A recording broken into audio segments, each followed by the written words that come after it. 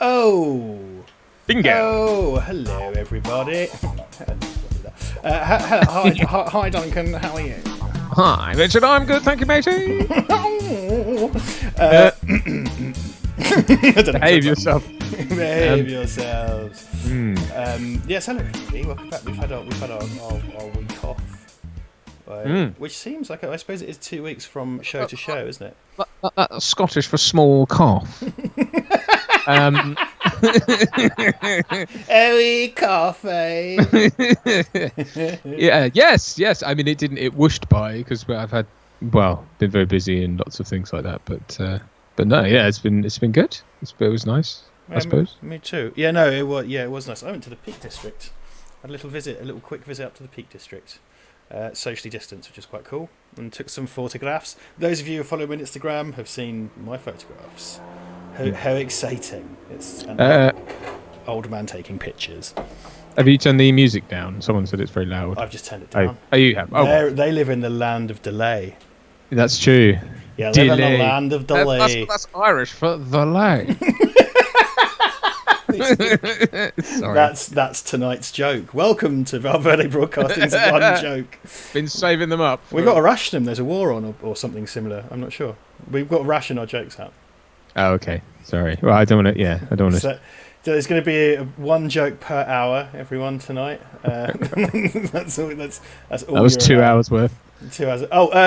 So we thought that Silence of the Lambs was on Netflix, but I reckon it's probably just been removed or something because like Red Dragon and fucking Hannibal are the other two films for the vote.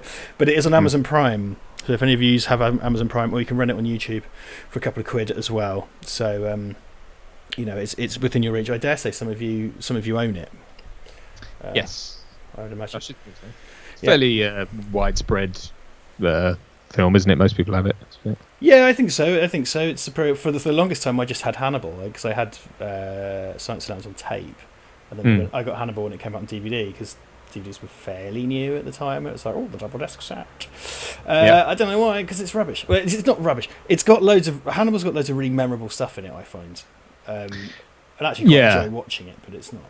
I think it's a very well put together. I like it, but I think it's a film of two halves, and I don't think the second or the third act maybe, but it's basically the first half is great, but I think it quickly loses steam. Well, it's things like Ray Liotta's brain and stuff like that, and there's really memorable little bits, but it's kind of, I think you said in the week when we talked about this, like Thomas, because by the way, Duncan is the Hannibal pro compared to me, but you're quite a fan of this series, aren't you? And generally, loosely. I mean, I've seen the films, and I have seen the series, so there's that. TGV, I should say, if he's listening, is a big fan as well, and I think he rekindled it in me because he did commentary with us way back when, and I think he kind of rekindled my love for it. That's when I went and watched the series, and then I watched Hannibal Rising, which was terrible. So I guess I've seen all the films, but I've read some of Red Dragon, okay, but that's it. So I'm not as I'd say I'm casually a fan. Okay. Oh, I think okay. Well, yeah, I'm not like the hugest fan ever. I've enjoyed them. I haven't watched the TV show. I haven't watched Hannibal Rising, but I've seen Manhunter, Red Dragon, Silence, and Hannibal.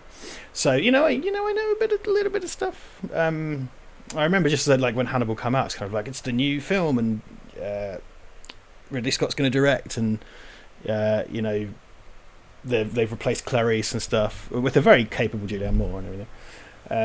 But I don't know. I find this film kind of is the peak Hannibal, I think. Yeah, I mean it's interesting because it's technically a sequel, obviously, to Manhunter.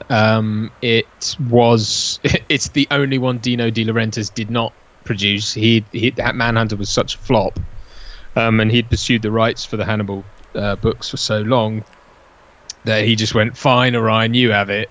And then they went, okay, and they made this, which was Oscar winning and everything. And he went, no, I want it back. And then he made Hannibal and Red Dragon, which are good films. I mean, I think they're good films. I know that I think the thing that holds Hannibal back more is the fact that the source material just was incomplete really anyway. It was, Harris had sort of just gone, and he, he'd been, it was a sort of contractual obligation more than it was, a labor of love. I mean, one could argue he wrote one book and then re-released it like 3 times. Because, well, yeah, I suppose that's what, then there's a hunger for it, isn't there? And it's sort of like, well, this is going to be a guaranteed hit if I keep doing these. I mean, because the TV show is very, very well loved, and it's cancelled before its time, and now there's talk they might bring it back and stuff. Right. And that's people love that show. It's very well done. Fuller, I think, exec produced that, and then obviously you've got a good old Mads Mikkelsen as Hannibal. He took a long time to win me over as Hannibal. I have to say, I thought it was slightly stunt casting. I was like, I don't get this. But eventually I sort of did, and I think he's brilliant. I think he's really, really good in it. I think the problem with the series is because they were being cancelled, they rushed the 3rd season to basically cover all of the ground from Hannibal and kind of into Silence of the Lambs. And then it's like, where do you go now? They kind of really, really rushed through it. It's Will Graham's story, ultimately, but... well, that's the thing. I mean, because that's the funny thing about it. This film is about Clarice hunting Buffalo Bill. Like, I looked it up. The actual screen time for Hannibal is like 16 minutes or something. I mean, it's just this insanely commanding, intense performance, which is probably why we remember it like we do. But he's, he dominates the film, and then it's like, oh well, we have to go back to Hannibal for Hannibal and make it all about him, and then he becomes the kind of focus of that series from then on, really. Well, no, I mean, Red Dragon is obviously just a remake of Manhunter. I actually prefer it. I think it's a better telling of that story. I get all the artsy,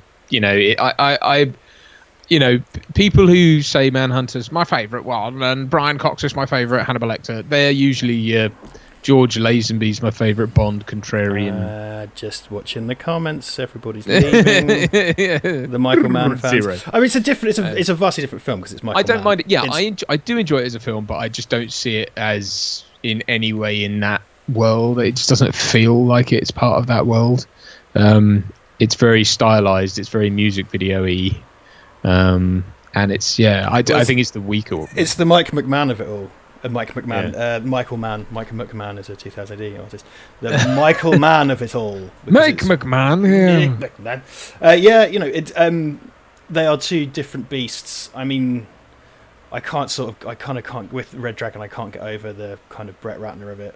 It's a little bit kind of like boilerplate in its approach, but it's the script. That doesn't mean there's anything with the script, but I just think its presentation is a bit uninspiring.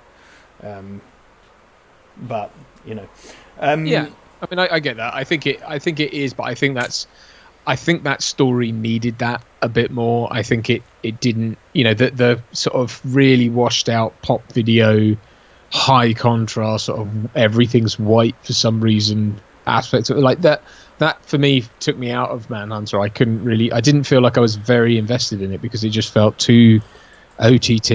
Like there's that one bit where Will Graham's at his desk and everything is white.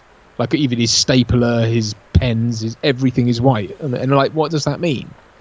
What? Well, yeah, it's pretty kind of on the nose, expressionist type stuff, isn't it? It's kind of, I mean, Brian Cox. I'd like Brian Cox's approach in that he's got, because Hopkins leans into the kind of charming, erudite kind of version, but Brian Cox has got that sort of like cold, glassy-eyed sociopath thing. We just sort of like open mouth stare sometimes, and it's a bit kind of like, it's a bit nasty. I never got that. I'm not saying it's better. I'm just saying that's his interpretation. No, but I know. But I just think he lent into the whole. He's a sort of smart ass, and he's not. I know what I mean. It's like, oh, would you like to leave your phone number? Well, it's like, I don't know. It didn't feel like it had the kind of. I mean, maybe. I suppose the thing is that I feel like in Manhunter the Lecter stuff is there because it has to be. It doesn't feel particularly like that Mann wants to tell that story, really. It's not the focal point. Whereas Silence of the Lambs is much more about, obviously, Clarice and his relationship. It's the fulcrum of the story, even if it's not where we spend most of the time in the film, I mean, I'm not a great defender of Michael Mann anyway. I find him intensely po-faced. Like, I get...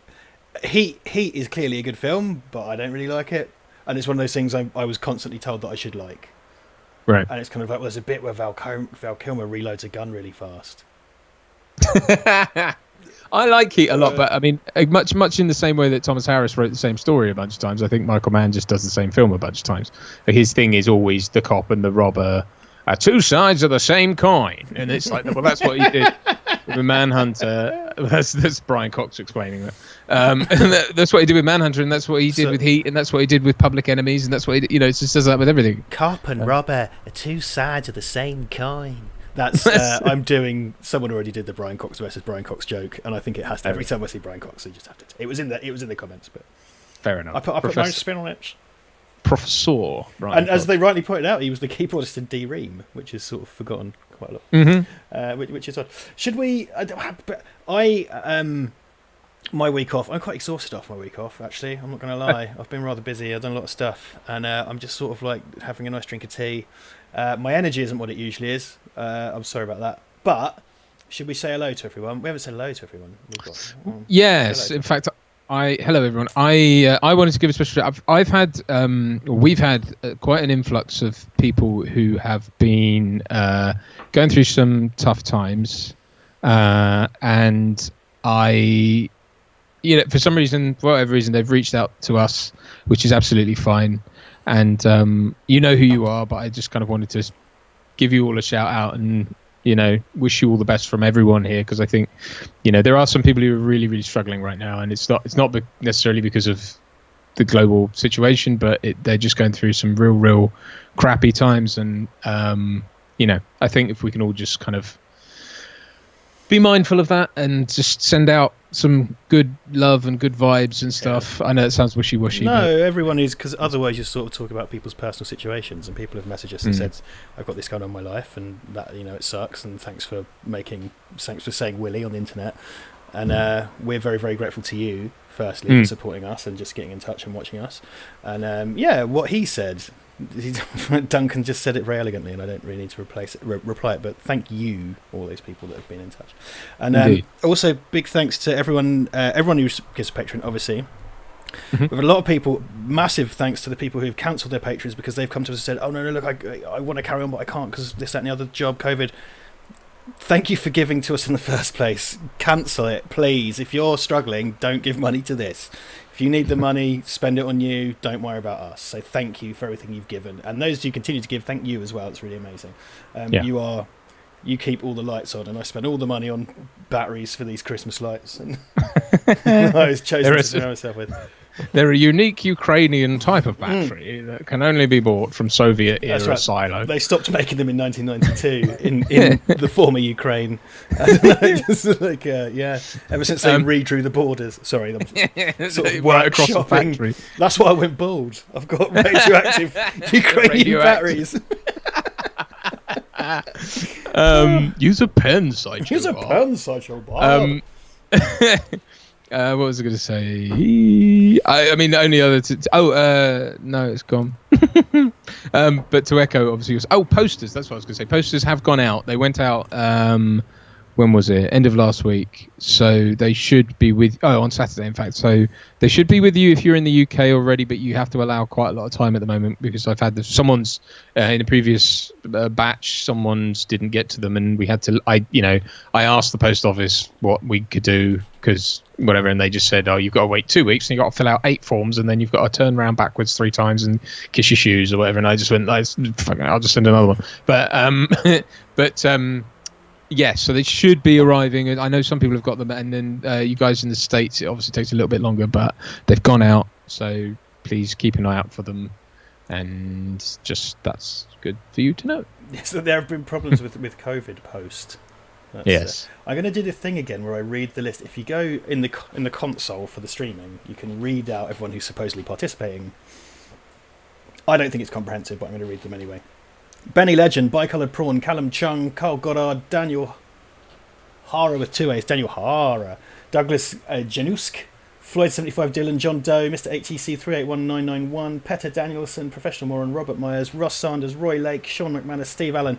I have seen Omar as well. Ross Sanders, I said. This seems incomplete as a list, so I'm sorry I missed. I know Dan Lyles is here. I Am Snorlax is here. I've seen Robert Myers is here. Sean McManus, of course. Steve Allen, Andrew Kay, I'm doing my best. Also, TA is here. John Doe is here. Ian Batchelor is here. We've had the return of Ellie Carley to our social media accounts this week. What? She just dropped me a little email yesterday and said, "Do you mind if I post some stuff?" And I was like, "Please, I'm really bad at it." We both are. What I actually said to Ellie was, when you do the social media, it's like you're serving them a gourmet meal. When we do the social media, it's like they've been forced to chew blue tack at gunpoint. Which is the best way to describe our approach to the social media. We're just not very good at it, are we? Whereas Ellie's fantastic at it. And she is. I've anointed her as a admin on here as well. She's joined she's joined the mod squad. She popped in for a bit before you came on, and then she's gone off again. She's playing Monopoly with her dad. Very good. I'm always on at my wife to play Monopoly, and she's only caved in once, but it was fun. I know she had fun. I won. Do you want a divorce? I don't understand why people. Look, every game of Monopoly ends in just horrible recriminations, or you get it's 4 a.m. and no one's finished.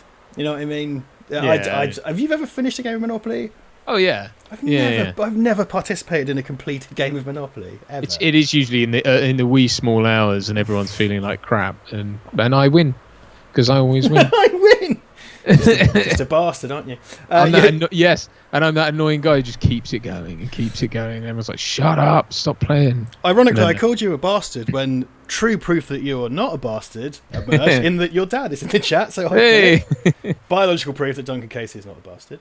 The Deadly TJ, I just saw Ryan Ricardo as well pop in. Sean McManus, have you seen Night of the Creeps? I have. It's fucking brilliant.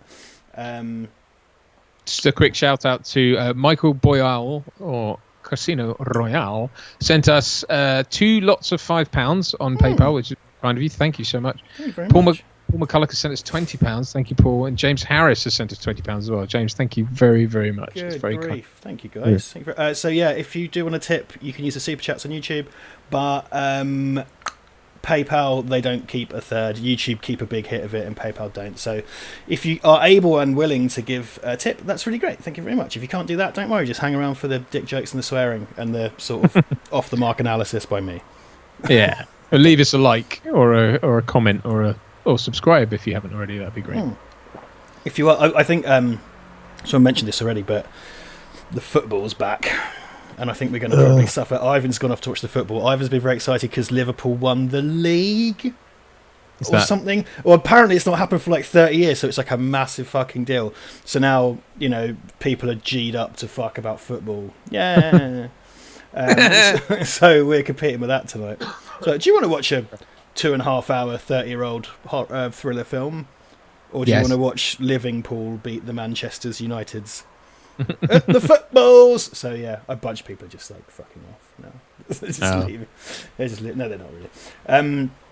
So yeah, there you go. If you are into football, ask me any question about football, and Duncan will answer them truthfully. You look a little bit like you're commentating in a dugout. Me? Yeah, you got the headphones and the mic here. You need like a big woolly scarf and be like, oh, well, he's running up to the goal and kicking the ball towards the goal, but another man kicked it away from the goal. Is it going to be a goal? No, it's not. That's not football. That's how it works. You need to be, well, the real life, those are the sort of comedy Alan Partridge football commentators, but it's like the real life ones always seem to be kind of like, yeah, he needs to score a really good game this week because if he doesn't score more goals, run the other team, they're not going to win. Well, that's when those are the retired players, aren't they? Because you do get like your John Motson types who are kind of like, oh, it's a bloody football and where it's like, yeah, he's got to kick the ball like really hard, but if it doesn't go far enough, it won't go in the goal. And there's a man that stands in the rectangle and like pushes it back. Just say the obvious shit. we know how you play. It's like, he's having a good season. Shut up. This is another thing that Mitchell and Webb did so brilliantly with that. Have you seen that David Mitchell commentate, the Sky football guy?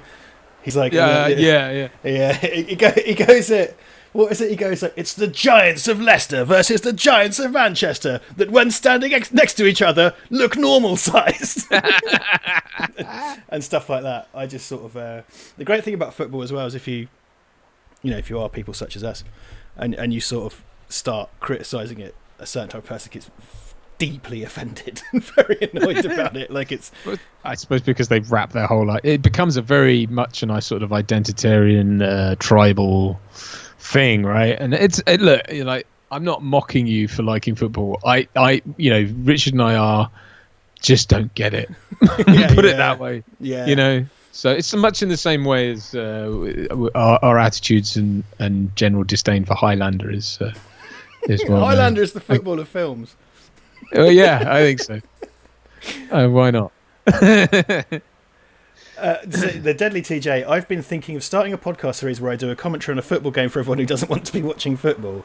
So I've been asked. So I've got a good gang of mates. Like, my guy mates are all into football, and there's a WhatsApp chat they're in, and so like when Liverpool won the league or fucking whatever the other night, like that just goes ding ding ding ding ding ding ding, and I go to that like mute for 8 hours button. And I let I weather the storm of football till it goes back to like gifs and dick jokes the next day. And they've always said to me, like, you should commentate on a match of football for YouTube. But I tell you a thing that happened actually. A couple of years ago, I think in the last 5 years, through whatever kind of bizarre twist of fate, Cambridge played Man United. Do you remember that? So Cambridge United played Man United, which is a thing that doesn't, because Cambridge are like really low down. I don't know how that works. Cambridge played Man United, and I can't remember which way around it went, but I think they played at Cambridge United first, and they won, and then they went to Man United to play, and I think they lost. But I think the thing was, because they played Man United, because of the deals or whatever, it meant they got 50 grand or something, which to Man United is piss, but to Cambridge United it was like, that will get us a whole new changing room. Like, that's going to build a thing at the Abbey Stadium. Us just taking part is huge. We're going to be on TV. Really great for them if you like football, which I don't. And I went, you know what, fuck, I should probably watch this. It's Cambridge United. I should probably watch it. It's a really big deal. It's happening, you know where I live, like it's close to the football. I should watch this. I watched about 5 minutes, and I felt like I've been there for years. Like, I did like 5 minutes of it. I was just like, fuck me. Well, much like the tennis, I only watch Wimbledon, and that's only when like Andy Murray or someone's getting close to winning it.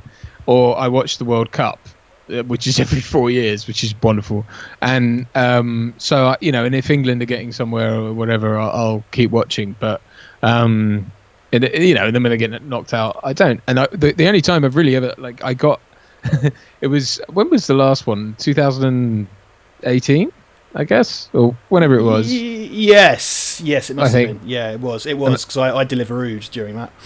Right. Oh, that's right. Yeah, because I'd started watching it where I was staying in London, because I was shooting Erica, and then I came home and I said to my wife, I said, my wife, I said, do the dishes. No, I didn't say that. I said, I promise you I'll never probably say this ever again in our lifetime, but can we watch the football tonight? Because I wanted to see it, and we sat down and watched it. But the thing for me is just like that was a game where I was like, oh, come on, I wanted England to win, and I think they got knocked out of that one. Yeah, there was a lot of excitement. That was Gareth Southgate managing and stuff. The waistcoat gate. But I much like the 2012 Olympics, I got all fired up about that as well. But it's like I couldn't do it every weekend, follow a team around. There's no stakes, and it's the same thing. You know what I mean? Like, it's the same bloody game over and over again. I'm assuming there's nuances to it, but I can't for the life of me see what they are. And I just can't. I here in Peterborough, it's called Posh for some reason, which that's right. They call them Posh. Me. I don't know why. I'm not even sure if it's an acronym. I think I don't think it is. No, it just goes back years for whatever reason. But the people here sort of follow them with febrile. I know a anti-Peterborough Cambridge football chant from the 90s. Would you like to hear it? Yeah, I remember this. My mates used to sing this because they were Cambridge United. I, of course, wasn't. It's to the tune of Sleepy Jean, and I guess the manager of Peterborough in the 90s was called Barry Fry. So he goes, "Cheer up, Barry Fry. Oh, what can it be to a fat bar, a bastard, and a shit football team?" So there you go. Right. That's the thing. I know about I know about the football. I just know all about it. You've got all the lingos and all the lingos. Yeah, and a clacker. I got a clacker. Cloaca. I think that that song as well, though, seems quite it seems to like it's funny that it's like that was just for posh. It's like you probably could change the name, and because it wasn't reliant on Barry Fryer rhyming with anything. No. So you could just insert another. It does have you fat borough bastard though, but then that applies to any borough. But any city with borough, that's probably true. There's that Addams Family one for Man United as well. I've had to take tour groups from Man United, and it's absolute fucking torture. And one of my friends is a big Man U supporter, so the bit where we got to walk out on the pitch, I just took a video of myself just looking really unimpressed and sent it to him, just to rub it in like a cunt. I just need to do a bit of housekeeping on behalf of Ian McGar, who's done a lovely overlay again. Yes. What are those circles on your screen, Richard? You look like you're being visited in prison. I'm tempted to rub my nipple on the screen like in Midnight Express. Very good. Well, Ian, on my little box, or the left-hand box as it turned out, has put little air holes like in a prison glass perspex thing. Hannibal has them in his cell in this. Oh, he does? Okay, because Ian hasn't seen Silence of the Lambs, so I couldn't remember whether or not the perspex cell had the... But he's got the brick wall behind and everything, so it's good stuff. Yeah, it's perfectly done. If you'll recall... on your DVD version, the menu is a CGI replica of his cell. Oh yeah, because you go around the menu, you go around his cell. They used to love doing that, didn't they? They've totally stopped bothering now, haven't they? Oh, dude, it's barely a fucking... It's like barely a JPEG now, isn't it? Something like... yeah. I go back to sports briefly. I like to watch boxing, but I don't follow it. And I'll watch random boxing, just pick a favourite. I'll watch Olympic boxing, and I'll just follow the British team until they're there or they're not there. When big events happen, like Anthony Joshua versus Ruiz Jr., right? Like Ruiz Jr.'s like all out of shape, and Anthony Joshua's a specimen. So it's kind of like, how did this happen? This is amazing. The actual fight wasn't that interesting, but stuff like that I'll do. And I watch a bit of UFC when it's on, if someone's having beers, but I'm not going to, Yeah, I watched the F1 with my dad. Hi, Dad. But that's more an inherited thing. Like, I don't follow it that closely. The problem for me was if I didn't sit down and watch it live, which is what, having Dad over and having some beers and watching it was great. But if I didn't sit down and watch it live, then I'd find out the results very quickly thereafter. Then it didn't take 2 hours of driving around a track to see who won. So it was like, right. Right. Ellie's a big F1 fan, so's Omar. Nice. Those are both the F1. Yes. The F1 guys. Ian says, I'm so happy the circle showed up. Richard is always the baddie. It's true. I was a Sith box. I was in the Sith box last time, and I think I was in another bad box. I'm going to have to swap. Makes me Clarice. I suppose so. Yes, it does. Nothing wrong with that. No. Well, no, Clarice. Very quickly, my dad has sent us £10. Thank you so much, Dad. And Douglas Januski sent us €5. So thank you, Douglas. That's really very much appreciated. Yeah, Thank you very much. Keeps the lights on. Literally true as well. Also, it helps me get the bus to see my nan who's dying, and I need £2 to go get on the bus to go see my nan. And no, I'm not doing drugs or nothing. That's not for me. No, I'm kidding. Sorry. I always give those people money because I just sort of think... Yeah, I know you do. I'm sorry. Well, dude, like... I do. I have. I do, because fuck it, they need it for drugs. No one else is looking after him. They get an escape. I'm being serious. Like, no one's going to look after him. Like, give him an escape for the night. I know that might sound irresponsible, but, like, they're going to do it anyway. And even if they are getting a bus, great, they get a bus. If they get a meal, I'm more likely to give them food, actually, just, like, buy them dinner. I normally buy someone a cheeseburger or something rather than... But they're going to do drugs anyway. Sorry, people are going to hate me for saying that, but... It's true. Fuck it. I don't give a shit. Like, no one else is looking after him. Well, that took a turn, didn't it? Like, just watch the numbers drop out. 107 in the room. I haven't done the kind of number check yet. Yes, but there you go. Well, your numbers seem to be on the YouTubes. This is 109, but on the... I think do you see the numbers as they appear? Yeah, if I have OBS open, I see them as they appear. If I look at the YouTube, that's what I just did. Now it's 100. Now it's 110. I tend to have OBS out of the way so I can look at the chat and whatnot. Someone's talking about Highlander in the chat. Steve Allen, we see you, Steve. We see you talk about Highlander. It's not allowed. Don't you talk about Highlander? Come here, Bullseye. Come here, Bullseye. I do that to my dog sometimes. Come here, Bullseye.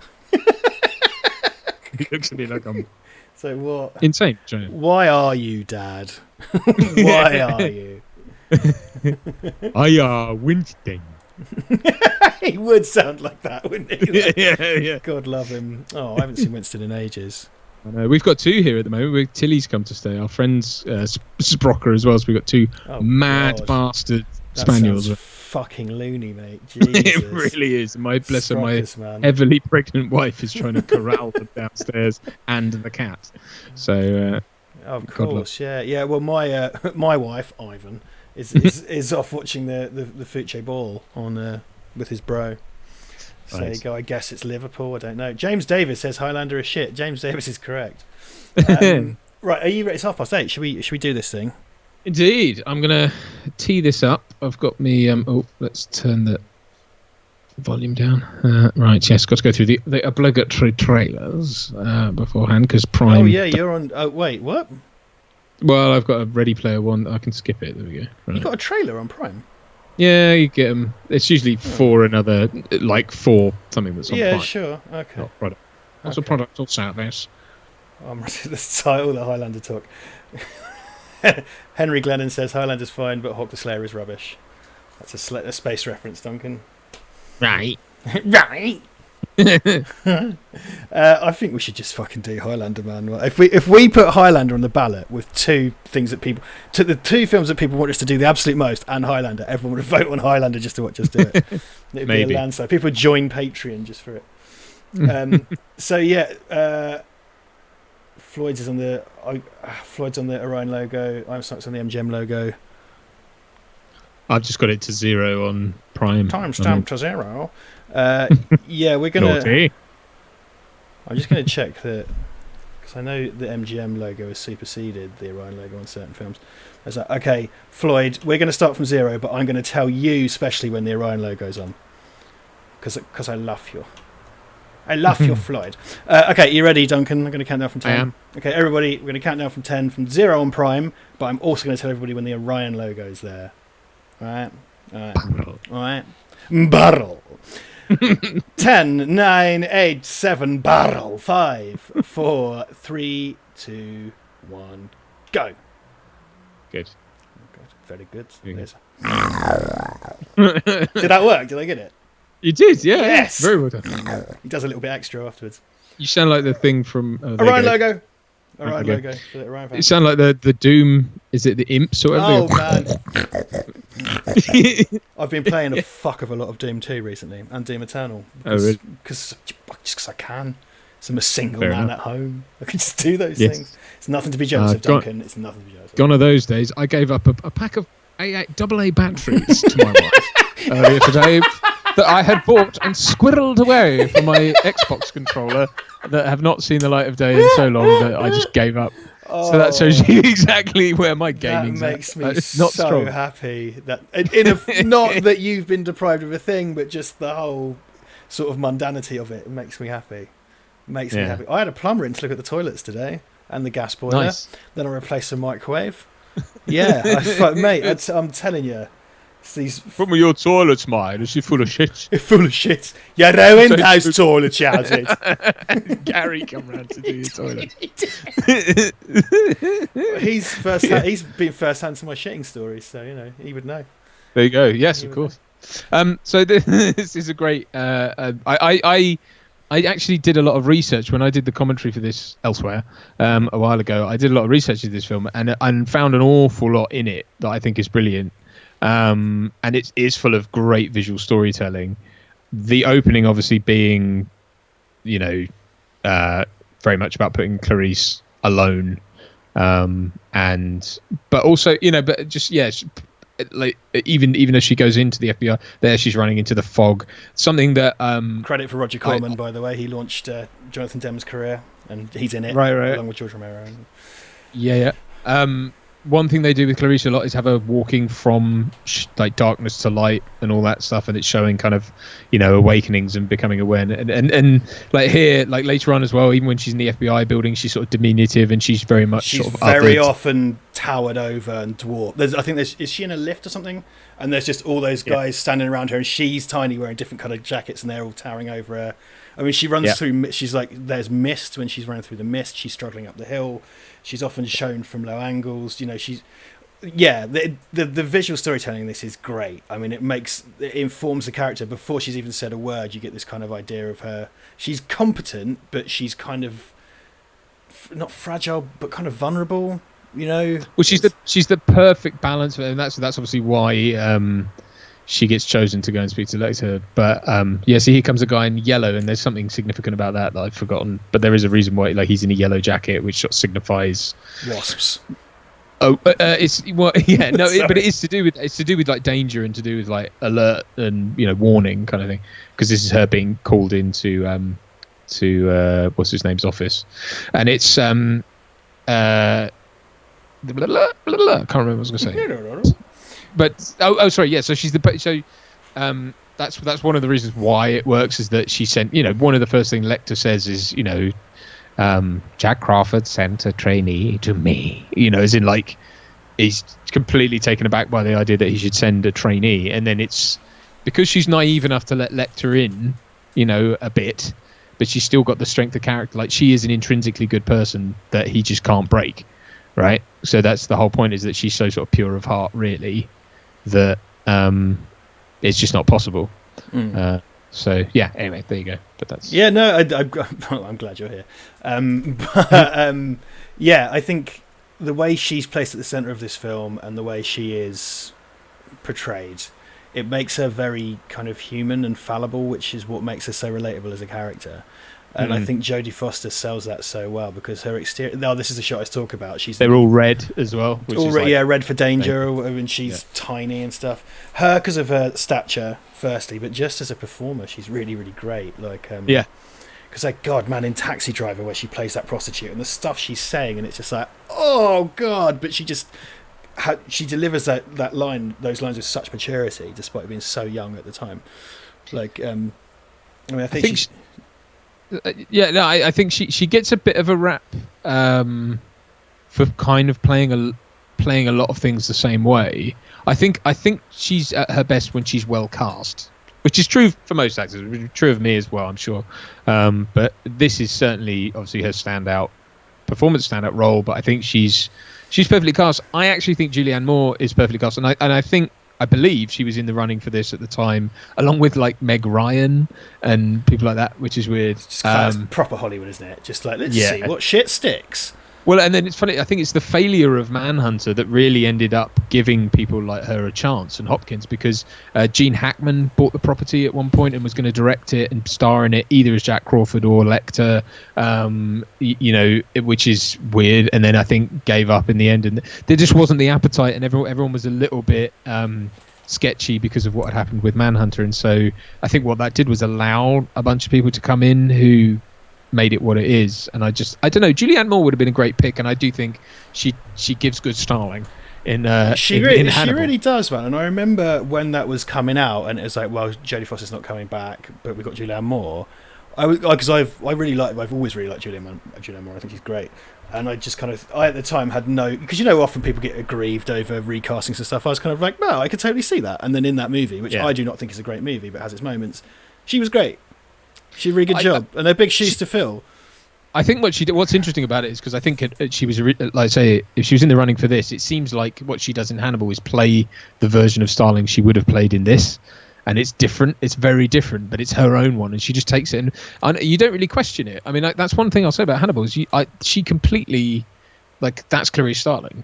Whatever you say about the film, I do think she really owns it. And even though it doesn't feel like the same character as this one. Like, she's way more self-assured, and even though it is later on, and she's been through this, for example, but she's very different. But it's still perfect. I think it's really, really good. Can I field you a question from the chat? You may. Regards, I think it's what we did briefly touch on. It's something that I perhaps said, but not in any detail because I don't really know what I'm talking about. Steve Allen is asking, do you think that Hannibal became too much of the focus in these films after this one? I'm just interested in what you think about that. Well, the thing is, technically, there is only one film after this. I know that Red Dragon came out after this, but it's yeah, but it's very clearly, like they did Red Dragon because they wanted to have Anthony Hopkins as Lecter, and they had a book they could make, so they went, because they didn't really fuck about with that either, did they? It wasn't terribly long after Hannibal. It was only a handful of years. Yeah, it wasn't long after, but I mean. No, I don't. I mean, I don't think it's a mistake. I think Hannibal is a film about Hannibal, so fair enough. Again, that's probably why it doesn't hold up as well as something like this. I don't think I won't go as far as to say he's a plot device and that's all he is, because he's not. He is an intrinsically interesting character. However much you could level that at the films, certainly the TV show would be. They made pretty much. I know that Will Graham is the sort of protagonist of the TV show, but he isn't a relatable protagonist because of how he's portrayed and his sort of conditions. So, nor is Hannibal, but that obviously spends an awful lot of time on Hannibal. And I don't think. I mean, the most egregious of the lot, I think, is Hannibal Rising. I just think that's an awful film. And I haven't seen it, but it sounds very, very Dino De Laurentiis, and it's got that kind of. It looks trashy as all fucking get out, and it feels very sensational and stuff. And was that something that Harris just sort of he had to write that, right? Wasn't that he thing did? Like yeah, you have to write this. Yeah, he wrote the screenplay. He farted it out, and it's terrible. It's just awful. But there we are. Dr. Chilton. Sorry. We just had the great Scott Glenn there as well. It's Crawford, isn't it? Scott Glenn. Jack Crawford. Yeah. Great actor. Yeah. Chilton is great as well. And that transition. This is a lot of the setup in this is male authority figures telling her how things are. And then when obviously she and this sort of descent into hell, obviously they descend into the bowels of hell. But yeah, when it cuts, he goes, you don't want Hannibal Lecter inside your head. He's like, he says something about what he is, and she goes, what is he? And then it just you hear Chilton before you see him. He goes, oh, he's a monster, and it's like, and then this sort of there's a lot of the camera kind of tracking towards people and going into hell and follow. It's all that kind of thing. Everything's getting worse and worse and worse as each level they go down. And it's talking visual storytelling and such. The cinematographer for this movie, there's red light, of course, because hell. Yeah. It's Tak Fujimoto, who was also a Roger Corman guy, and then ended up doing stuff with John Demme, so Philadelphia and a few other bits. I think some John Hughes movies as well. But he was the DP on Death Race 2000. Have you seen that? That's very much not your bag, baby. But isn't that not the Statham one? That's the remake. The remake has the characters' names in it, and that's it. But it's this insanely camp, wonky. So you would never put Death Race 2000 next to this in a million years. Yeah. But Tak Fujimoto with Jonathan Demme, they're great visual storytellers, and this is all done through lighting and stuff, and the colour red, and the colour red becomes kind of a low-key motif for this series. Oh, sorry. Yes, it does indeed. Just very quick. Sorry to interrupt. Please hold that thought. Dean Prater has just sent us $4.99 on the super chats. He said, just re-listen to the Star Wars prequel commentaries on Pete Best's channel this week. Good Lord, you two made those so damn enjoyable. Keep it up, guys. Thank you, Dean. Much obliged. Yeah. I'm definitely Ringo. Oh God. Sorry, mate. Sorry to interrupt you. No, not at all. I'm just doing my standard cinematographer wank talk. But POV shot here. POV, right? That's good. Better. So she's looking around at all the guns and the people, and then finds Barney. Barney. So he's obviously a character that's carried over through all three films, and same actor as well. Can I just? What exactly does the Hannibal TV show cover? I guess it's because Hannibal's a free man, so it's before he's in jail, presumably. It's pre all this, and then it kind of covers the Manhunter or the Red Dragon story. It's also got the Chesapeake Ripper, played awfully played by Eddie Izzard, which is just bizarre. And I no offense to Eddie Izzard, I'm a big fan of his stuff growing up, but I think he was just miscast. If I'm honest, he's like, I'm the Chesapeake Ripper, and it's like, you can't do the accent, mate. Why are you even trying? Just be like, hello, he is someone who's always, because I used to love his stand up when I was younger, not so much anymore, but when I was a kid I was obsessed. I thought it was the most amazing thing in the world. Me too. Right, and as well, when you're fucking 15, and I bear no ill will to him, but he's clearly someone that always wanted to be an actor. And he threw himself into that so hard, and it was normally an American shit trying to do American accents, and it was just like, maybe not, mate. You know? Yeah. The great thing about, and then the show kind of rushes through. It's a bit weird because then it goes kind of through the Hannibal stuff, because he goes to Florence in the third season on the run, and it's like we never covered this, but it's sort of implied, I think, that they're going into Silence of the Lambs, or that Silence of the Lambs happens at some point. You basically get all the Manhunter stuff at one point with Will Graham. Are they showing events after Silence of the Lambs in that TV show at any point, or no? Technically, yeah, because the stuff that happens in Florida, there's all the Mason Verger and stuff that happens in Florida. Yeah, right, because I thought Mason Verger was in that as well. Okay. He dies in the way that he dies in the book, I think, which is that he falls into a tank of electric eels and one goes down his throat, which is rather unpleasant. But the guy, it's weird because the guy who's doing Mason Verger, the makeup after he's had his face all cut up looks exactly like the Gary Oldman makeup, and he's doing the same voice. It's this weird, crazy tie up that sort of you kind of go, why are you doing that? But that's just anyway, confused. Yeah, okay. Someone has said Hannibal is a prequel, but Red Dragon is season 3 (brackets) and not that great. Says Steve Allen. Yeah. Do you remember when French and Saunders did this? No. They did Aliens one year as well. They used to do these movie parodies and their stuff, and I'm pretty sure it's Dawn French like tied to the trolley with the mask on, which was everyone wanted 10, but yeah.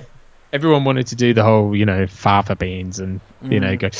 Oh, God, that was the big. Do. Fucking hell. I know, that's the sort of memorable thing, and it's like, and it's I don't know. I mean that, and it was like, he made that up on the spot. It's like, yes, thank you. It's always the same, and it was improvised. He actually ate someone's liver on set, and they put it in the script.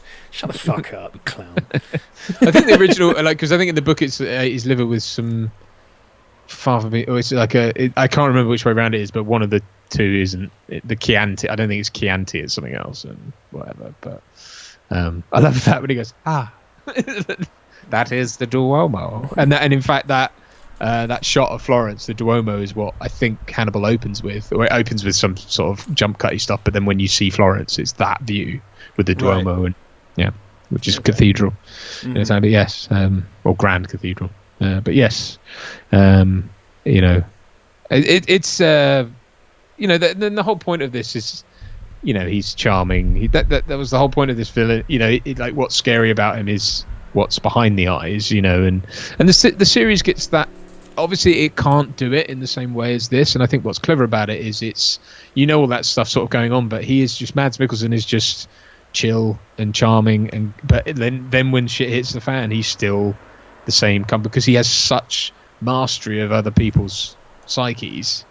Like he's 100 steps ahead of everyone. He's the kind of Batman of the serial killer world, right? So he's like, and it's the same here. You kind of get that with. I think that's what they nailed with this, that Manhunter just doesn't get. It's just like he isn't, even though it goes through the sort of procedural elements of that. And I know Hannibal does some tricks to talk on the phone and all that kind of thing, but it's like, it's not as well covered. It's not as well, right.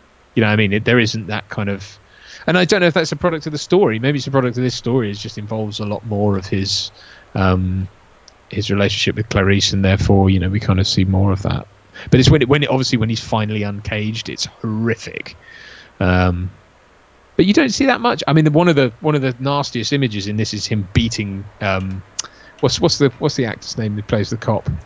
It's like Dr. Lecter. You won't recognise him when you see him, but he's literally. It's Charles Napier, isn't it? Yes, Napier play the cop? Yeah. Yeah, and he's just literally going, and he's just like he's got his breathing sorted, and because one of the things he says. I mean, here's a good example, probably what you were talking about. Like in this, Chilton says about him having attacked the nurse who took his restraints off one time. And he's like, his heart rate never went above whatever, like even when he was eating her tongue. And it's like, so that's horrible. Well, you don't need to see that. But in Hannibal, you see CCTV footage of it happening. And it's like, well...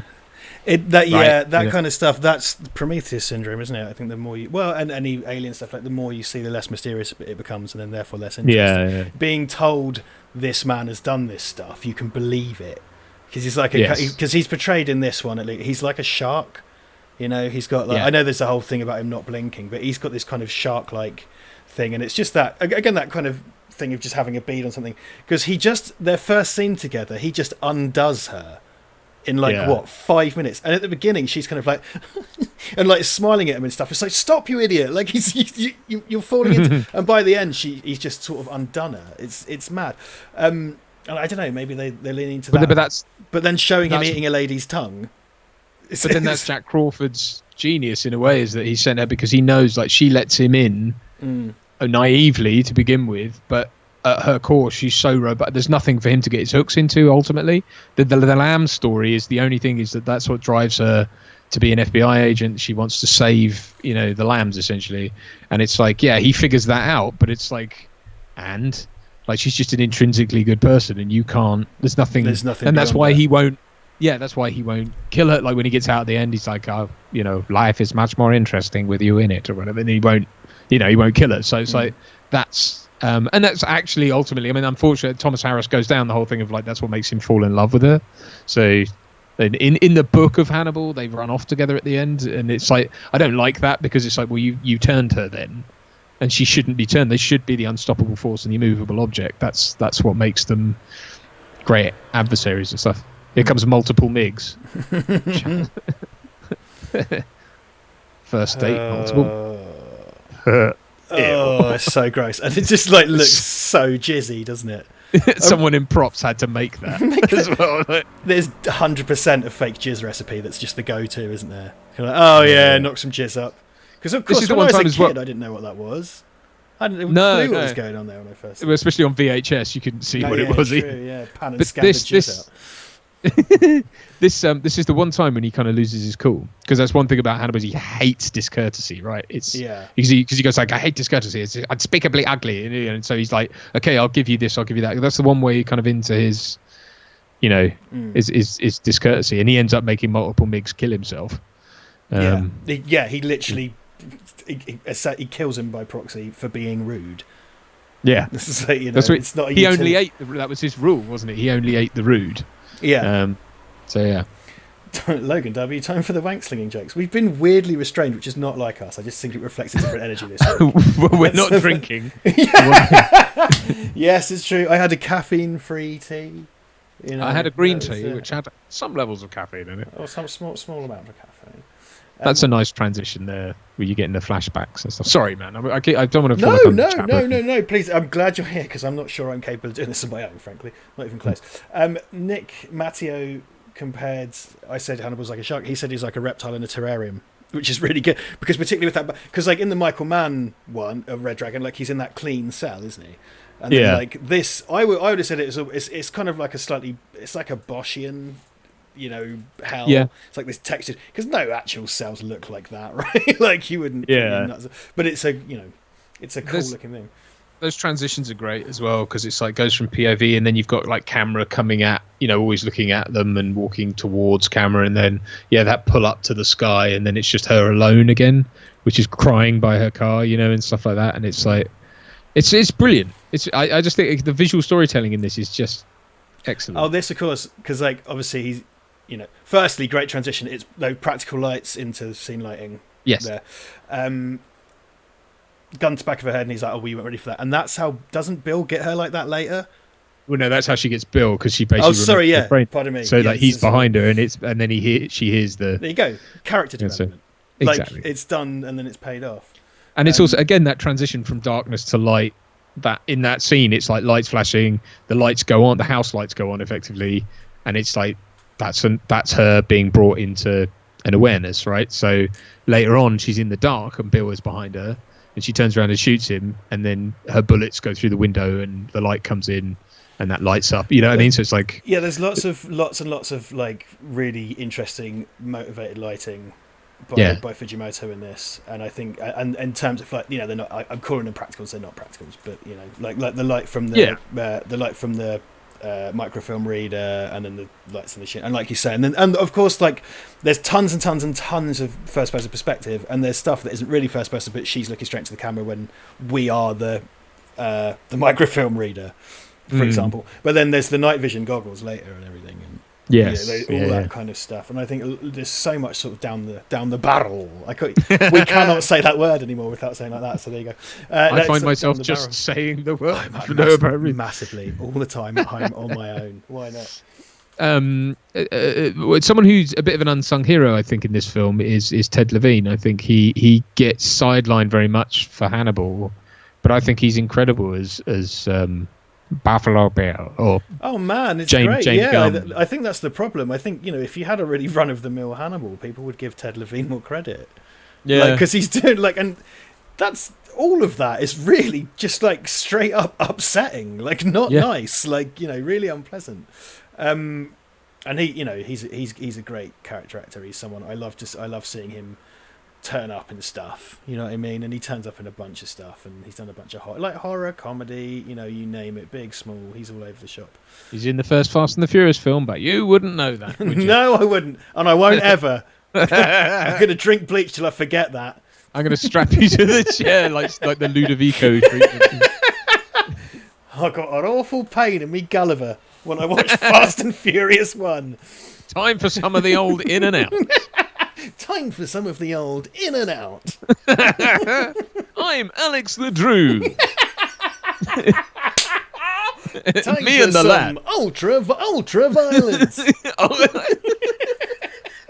Right, that's it. Me and Casey we're remaking Clockwork Orange, but doing it in a kind of Alan Dedicoat type way. ultra violence. A little bit of the Ludwig van. There's a song. Do you know the song "Lotion" by the Greenskeepers? I don't. It's a great song about Buffalo Bill. Put the lotion in the basket. Put the lotion in the fucking basket, bitch. It's a really great, and they've done a video where they've just cut Ted Levine to it. A really great little song, actually. I might post a link in the chat because it is a really funny song. He does some really, really incredible, interesting stuff later on, like the bit where she's in his house and she's finding. And again, there's a transition where and I'll point it out later, where she walks from darkness into light, and that's when she figures out that he is Buffalo Bill. But he does that thing where he's he can't stop laughing. You know what I mean? He's covering it, and that's such a hard thing to do as a performer, because he's covering his mouth with the cards, and he's like, "There you go," and he's handing the thing, and he's just and he just drops them and runs off. And it's what a choice, and that's all performance. Because there's stuff in it, a lot of what's going on in his lair is Ed Gein, but then he does Ted Bundy stuff, luring people in with is it a cast on his arm? He does Yes, what does he do? He has a cast on his arm. He does the exact Ted Bundy thing. He's trying to put the sofa in the back of a van. There you go. And then he gets them to help him lift it up, and then just pushes them in and punches them. Yeah. Not that I'm taking notes. No, please. Again, this is what I've full confession. I haven't. No, I meant from a serial killer. Oh, from a serial killer. Oh, sorry. Oh, I'm because when we do one that I haven't watched recently, which is rare, I get a little bit nervous about fucking out. I'm just sort of no. But I'm kind of just leaning on you really for this one. Another big theme about this, of course, and as much as it was in Terminator 2, is the theme of change. And of course, Buffalo Bill's thing is that he's a transsexual or transgender. Or thinks he is. That's the point. But Hannibal says he wants to be, thinks he is, but he isn't. He believes his self-loathing runs so deep that he thinks if he can change, and that's what the symbol of the moth is all about, is that if he can change himself at his core, i.e. his gender, if he can make that drastic a change about himself, he will become something beautiful, and because he's so rotten and horrible, and and that's so that's what that I can't remember I don't think you see him in Hannibal the series. I should go back and watch it, but I don't think you see it, because he's a previous patient of Lecter's, isn't he? Yeah. There's a few. I'm trying to kind of think, but doing these TV shows where it's kind of remember the beloved film? Well, we're going to do a TV show that kind of skirts around the events of the beloved film. So Hannibal, and then the Bates Motel, where it's Bates is a little boy, and I mean, they did Westworld's just kind of a remake of Westworld, which coincidentally has Anthony Hopkins in it, and I'm just refusing to watch because I like the movie too much. Because I'm a belligerent cunt. But there's a couple of others where they've done this thing where they just kind of like, oh yeah, we're going to do a series. But in the case of Hannibal, you know, people seem to it's supposed to be good. Hannibal was developed, I believe, by Brian Fuller, who was quite involved in 90s Star Trek. A bunch of Star Trek Voyager and Next Generation and a bunch of other stuff. So he's a very storied kind of, and yeah, people seem to. He was developing Star Trek Discovery till he left over creative differences, and then that is definitely Star Trek's loss because Discovery was not very good. Right. But yeah, he clearly felt like there was some stories to tell, and people like it. I haven't watched it, so I don't know. But, fair enough. The head in the formaldehyde, I can't remember who. I think isn't that Benjamin Rasper or whatever. He's the. I can't remember what he's another. I think transvestite, but I can't remember why. I think Bill killed him and stuffed his head in a jar because she thinks Lecter did it, but because that's an old lockup of Lecter's stuff, I think. I can't remember. It has been a while since I've watched this as well, so forgive me if I'm a little rusty. But yeah, and then because of the lights again, so she sat in the dark, and then the lights go on. I can't remember, and he sort of goes, "Thank you, Barney," and then you realise his whole cell is empty, like all his pictures and everything's gone, and he's just sat on a bed with no blanket or whatever, and it's like his punishment for killing Miggs. Right. But again, it's that not. I suppose it's putting her in the dark, you know, and then being shown. I don't know. I'm trying to think of why. I'm probably being far too wanky and trying to think of too much. But it's about putting her in the dark and then putting her in the light, really. And it's well, this is the kind of stuff because I do think there's been a real kind of insistence or need to make Hannibal Lecter like a horror icon, like he's Jason Voorhees, and this. I mean, I think Omar said in the preamble, which is something I agree with. It's a thriller. Yes. You know, it's got horror elements, but it's not really a horror film. And it's like, yeah, but the guy wears a mask, and it's like, yeah, for one scene, and then that's the thing that was endlessly parroted, and that's the thing that's associated with Hannibal Lecter is the mask. And you know, it's gruesome, it's unpleasant, but it's kind of a horror thriller, mostly thriller, really. It's a police procedural, if it, you know. I mean, it's really it's called, but yeah, it's a thriller. I've never seen it as a horror film. I know it gets put in the horror category, but it's not. Well, I think, like I said, I think people are desperate to make it a horror film. I think people want it to be a horror film more than it actually is one. Because you get those kind of like figures of Lecter and the Halloween dress-ups and stuff, which is cool. But you know, I'm a bit unconvinced by that myself. Yeah, I mean, I think as well that what it, you know, one of the tropes it doesn't share is the fact that she's, you know, our villain, quote unquote, isn't really after Clarice, is she? Is he? You know, either of them. But you know, so I love as well. Yeah, I forgot about that. He puts that horrible, some sort of crappy chat show on TV just to piss Lecter off. Like he makes him watch it out of punishment.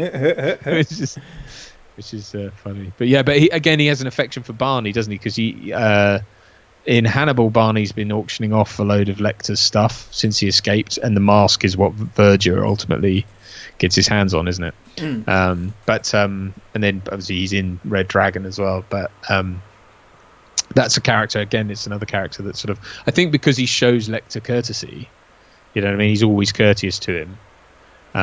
He doesn't let him go, but he just doesn't, you know, he reciprocates. Because I think, again, the victims that are spoken about, I can't remember if it's in this or Hannibal. I sometimes get a bit confused, but I think it's in this where he talks about there's basic, and you see it in Hannibal the series. There's a violin player in a orchestra who's always like off slightly. So Hannibal kills him and puts him in sweetbreads and feeds them to the orchestra. Yes, you know what I mean. It's that kind of thing, and it's like anyone who's rude or discourteous or unpleasant, he's always like right. And I guess it's that. Sorry, James Davis has just asked. James has been very generous in the past for us. Favorite movie serial killer? You have. I could do some esoteric. Someone said John Doe from Seven, which is a good one. I do really love Seven. Did you know Theatre of Blood with Vincent Price? No. It's where like the guy takes revenge on the theatre critics. He like feeds a lady a poodle and stuff. It's it's amazing. It's amazing. I probably, if that counts as serial killer, I think that's quite a good one. or maybe like New York Ripper. I think that's a Fulci one, or just trying to be a bit off the beaten track there. But I don't know. This song, this bit always makes me think of. So whenever this song comes on in the car, it's like "Make it out tonight," like, the American Girl, I think it's called the song. I always sing along to it like I am Catherine. What's her name? Catherine something or other. That again, close up on Bill's eyes. You always get his eyes, right? That's the motif of eyes, man. Again, it's that butterfly. And that thing of him putting the goggles down and up, and it's that. Yeah, yes, and yes, absolutely. It's pretty cool. It's just been watched by a cat, which I'm sure means something. That's Hannibal's cat, and it goes back and tells him everything. We're gonna let you have a pet cat. What's damage can he do?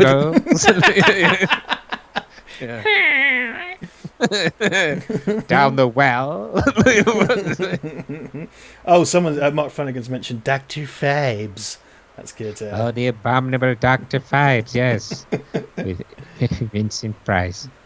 Oh. Nick Matteo says Lecter versus Jason versus Michael versus Chucky versus Freddy. I'd watch it. Didn't answer the question. Oh yeah, favorite. Yeah, have you got favorite movie serial killer for James? I mean, I'm assuming that's in the kind of. I'm not into my slasher films. You're not really a horror guy, are you? I like horror, but I'm just not in the what I suppose you would term hot, like your Freddy's, your Jasons, your that. I'm just not into those because I never found them scary. I do think Candyman. Is Candyman a serial killer? I mean, that always used to freak me out as a kid. This is the thing, isn't it? Because is Freddy? Because Freddy's like a demon ghost. Yeah. But I mean, I'm sure James will allow that. And Candyman's go with Tony Todd as well. So the great Tony Todd. Yeah, your mate. My mate, me mate Tony. Hello, Tone. What, Tony? All right, Tone. How you doing, Tone? I need to borrow your edge clippers, Tone. You busy? Who is this?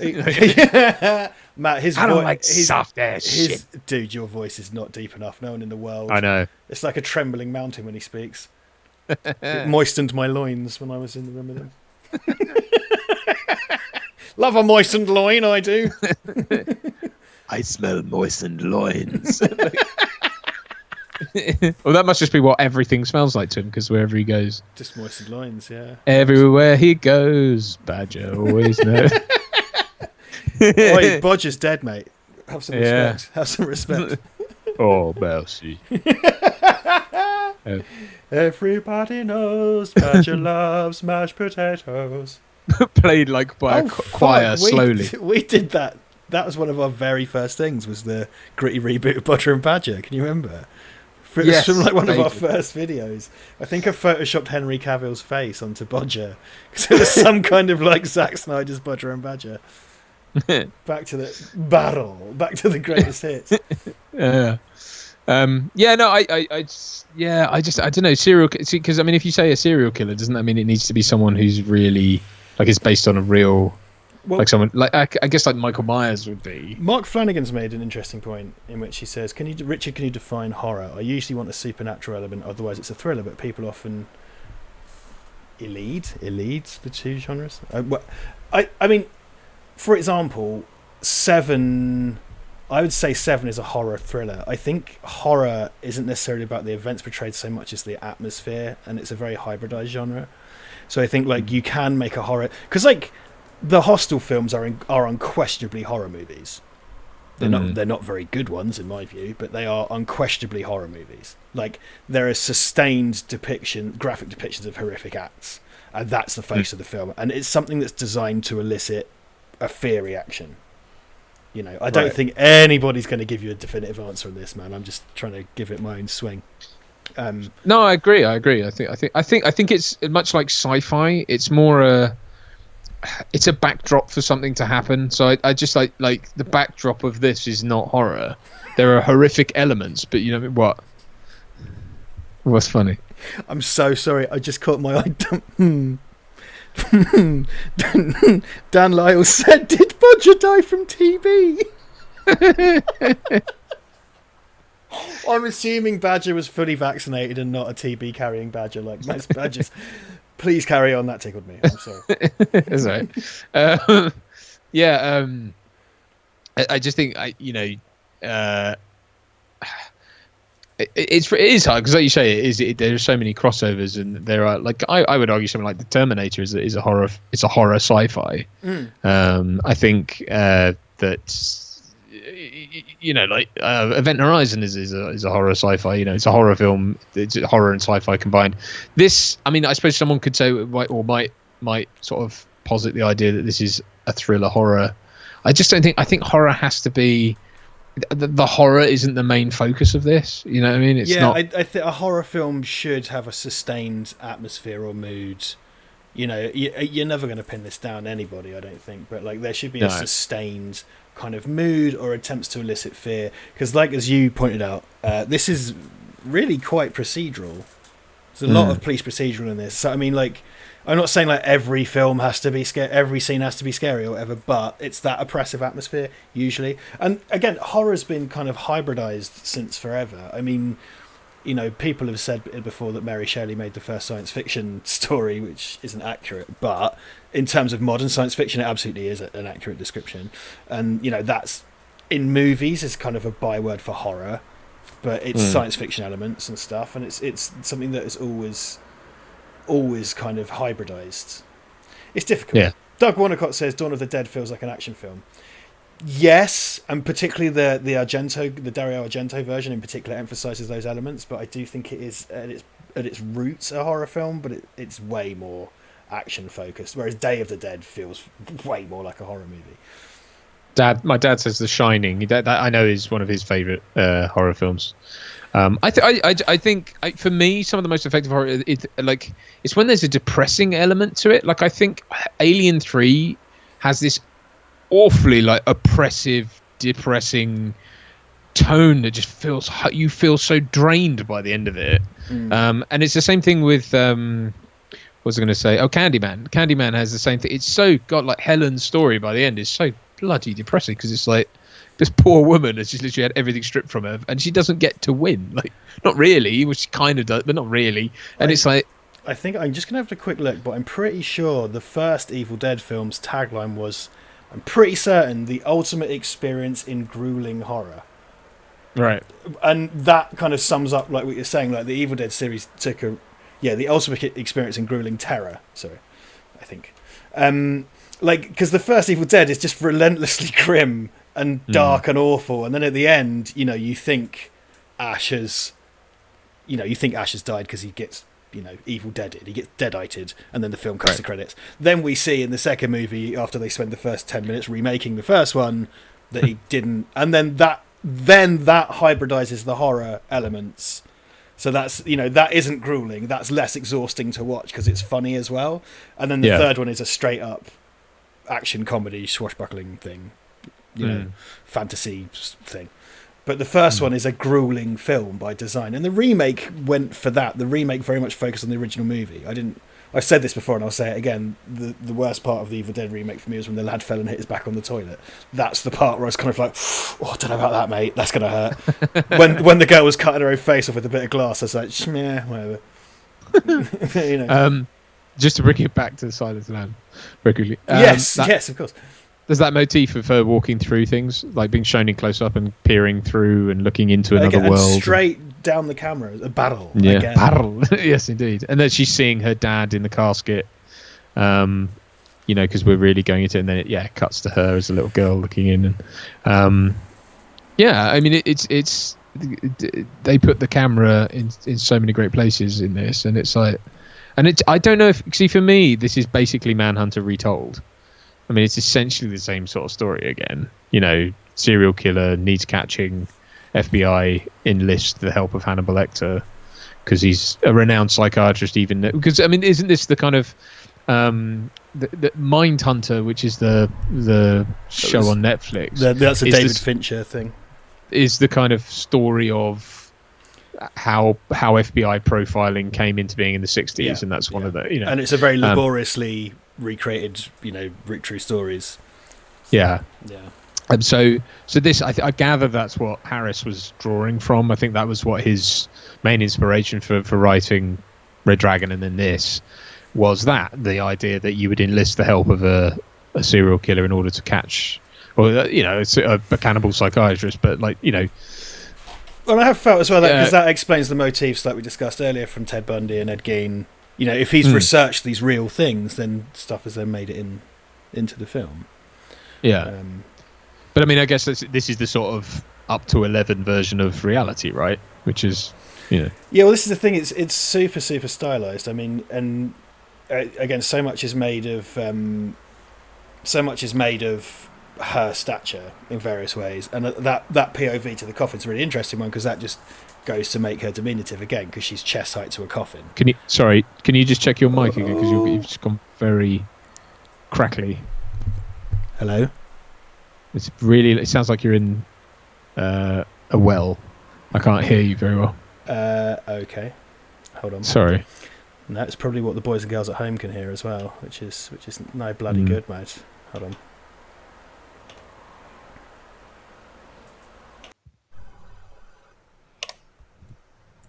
Okay, how about now? Still the same. Can you just check the cables? Are they plugged in all right? Yep.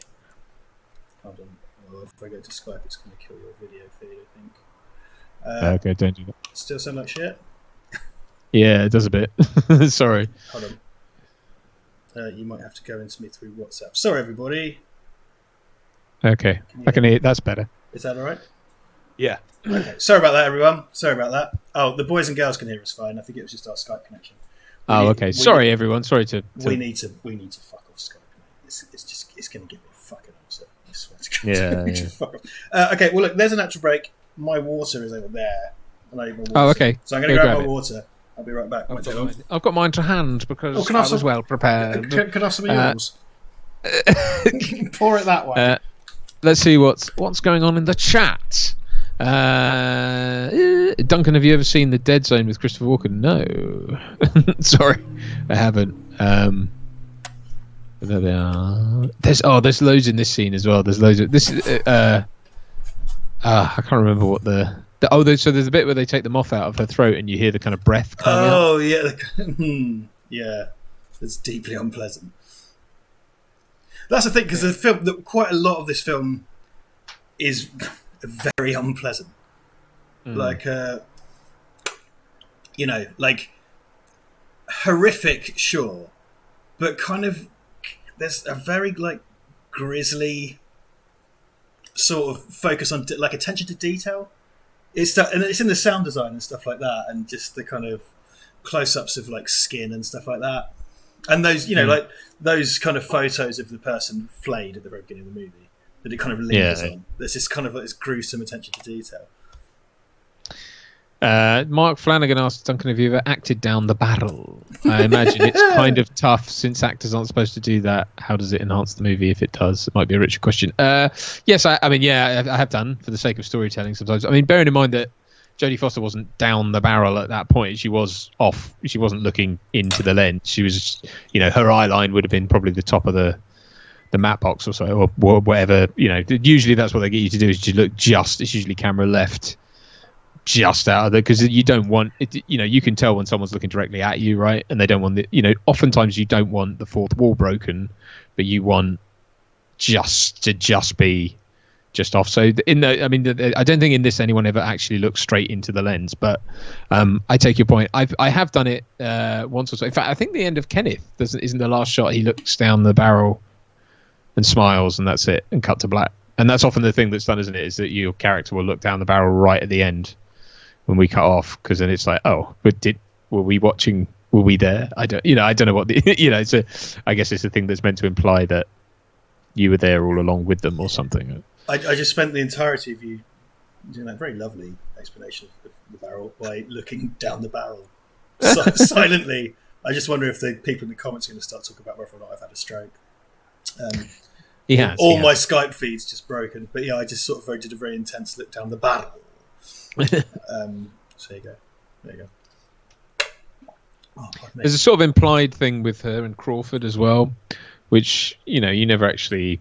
That's where the casting in this. I mean, I suppose that's where Mads Mikkelsen and stuff makes more sense because you look at Hopkins and Glenn are two much older actors, and I think for this story it works just about, but the overall world that this takes place in, it doesn't, because there's supposed to be implied sort of sexual tension between Starling and the two of them and that kind of thing, and it's like I'm not sure I buy it. It sets her up for daddy issues big time, like her whole backstory and stuff, and kind of male authority figures and everything. And I suppose that does kind of show her as being vulnerable and a bit weak and everything.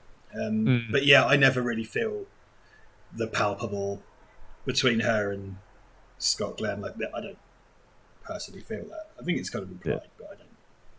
It's a Bulldog from Frasier. Oh yes! Oh wow!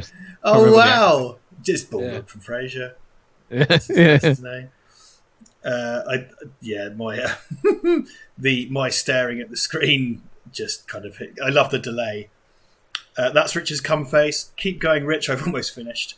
Can't hear you, Richard. Poor Richard. Stop it, Richard. I'm scared and aroused at the same time. That's exactly the result I wanted from that. So that's fine. Yeah. Oh, goofy cross-eyed guy. I mean, I don't think does down the barrel. Yeah, well, see again, there's someone with eyes that don't work right, but he's supposed to be the sort of oracle one of the oracles of the story. And he's hitting on her, and he's just like staring at her. That's another thing. Like every bloke's response to Starling in this, apart from Lecter's, is that they want to sort of take care of her, but in a kind of sexual way, if that makes sense. Like they want to. Well, yeah, sure. There's that component to sort of romantic love of like wanting to protect someone. Like that's yeah. But what was I going to say? Yes, the barrel thing. I don't think like I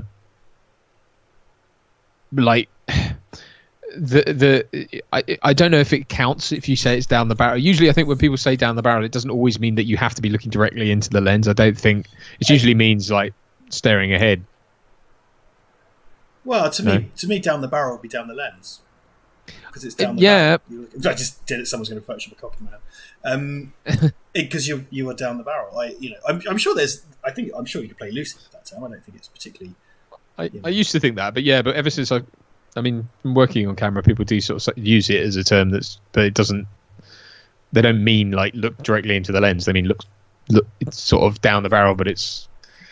I don't know. Play it down the barrel. I love that a joke we just lost control of has turned into a quite serious discussion about camera technique.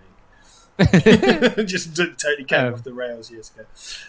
That stuff there was very much POV stuff. Again, Harris putting you in a place of discovering everything. So looking over Buffalo Bill's stuff and his lair, and you know what I mean. It sort of puts you in there, like as in you're in there, rather than just showing you. Right.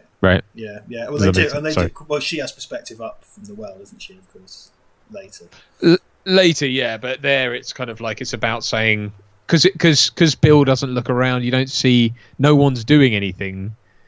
It's just you're in there, and you just get this horrible POV of it. But it's not. There's no story. I mean, there is story being told, but it's not. Do you know what I mean? That doesn't make sense. But you know, it's kind of like just this is what his lair is like. This is the audience is seeing it all and being shown everything, and then that's it. It's just done. Anyway, sorry. No worries. I've got some. I'll change mics back because people are saying they can't hear me. Okay. There you go. Oh my god, the technical issues. I need to have I need to have an audit of some technical stuff because a few things have popped up. That's on me. I'm sorry. No, dude, you're the one who's pretty much running the show. I just plug in my. Don't tell people that because then they'll know all the mistakes are my fault. No, they're not. That's not my point. My point is you take it all on. So it's not. I changed. They're same order as Bitino. I changed mics back and forth, so I've gone back to this one. It's sounding fine to me now, but it had just gone funny. I think that mic, there's some sort of connection issue in it or something, maybe. I need to start using the mixing desk more and the shotgun mic. I guess I'll do that from now on. There we go. Okay, that's better. Yeah. Okay, it's better. People watching this in the future, I'm sorry about that brief spell where I sounded like I was in a biscuit tin. This is where Chilton, because Chilton, she basically rejects Chilton, and then he gets his revenge because he's a petty dickhead. And you do see more of him, like in the books and in the TV show. He's someone who's basically been stealing. He made his career by stealing Lecter's like work that Lecter couldn't release because it would. I don't think it's that Lecter couldn't. I can't remember if it's like Chilton knows that he's been killing people and he uses Lecter's work in the knowledge that if Lecter said anything, he'd be outed as a serial killer or something. But anyway, whatever it is, he rises to the top basically off the back of Lecter, and so that's why he's petty and he's got his little fiefdom and he keeps Lecter locked away because he doesn't want any of that to get out. And so like he's a very petty character. So like when she rejects him, he looks for a revenge, right? So he shops her and Crawford to Lecter and tells Lecter that the whole this was it Anthrax Island deal is bullshit and bogus, and that's what tips him off. And so but then that's ultimately why Lecter decides he's going to break out, and then we know where that ends up, which is him chasing down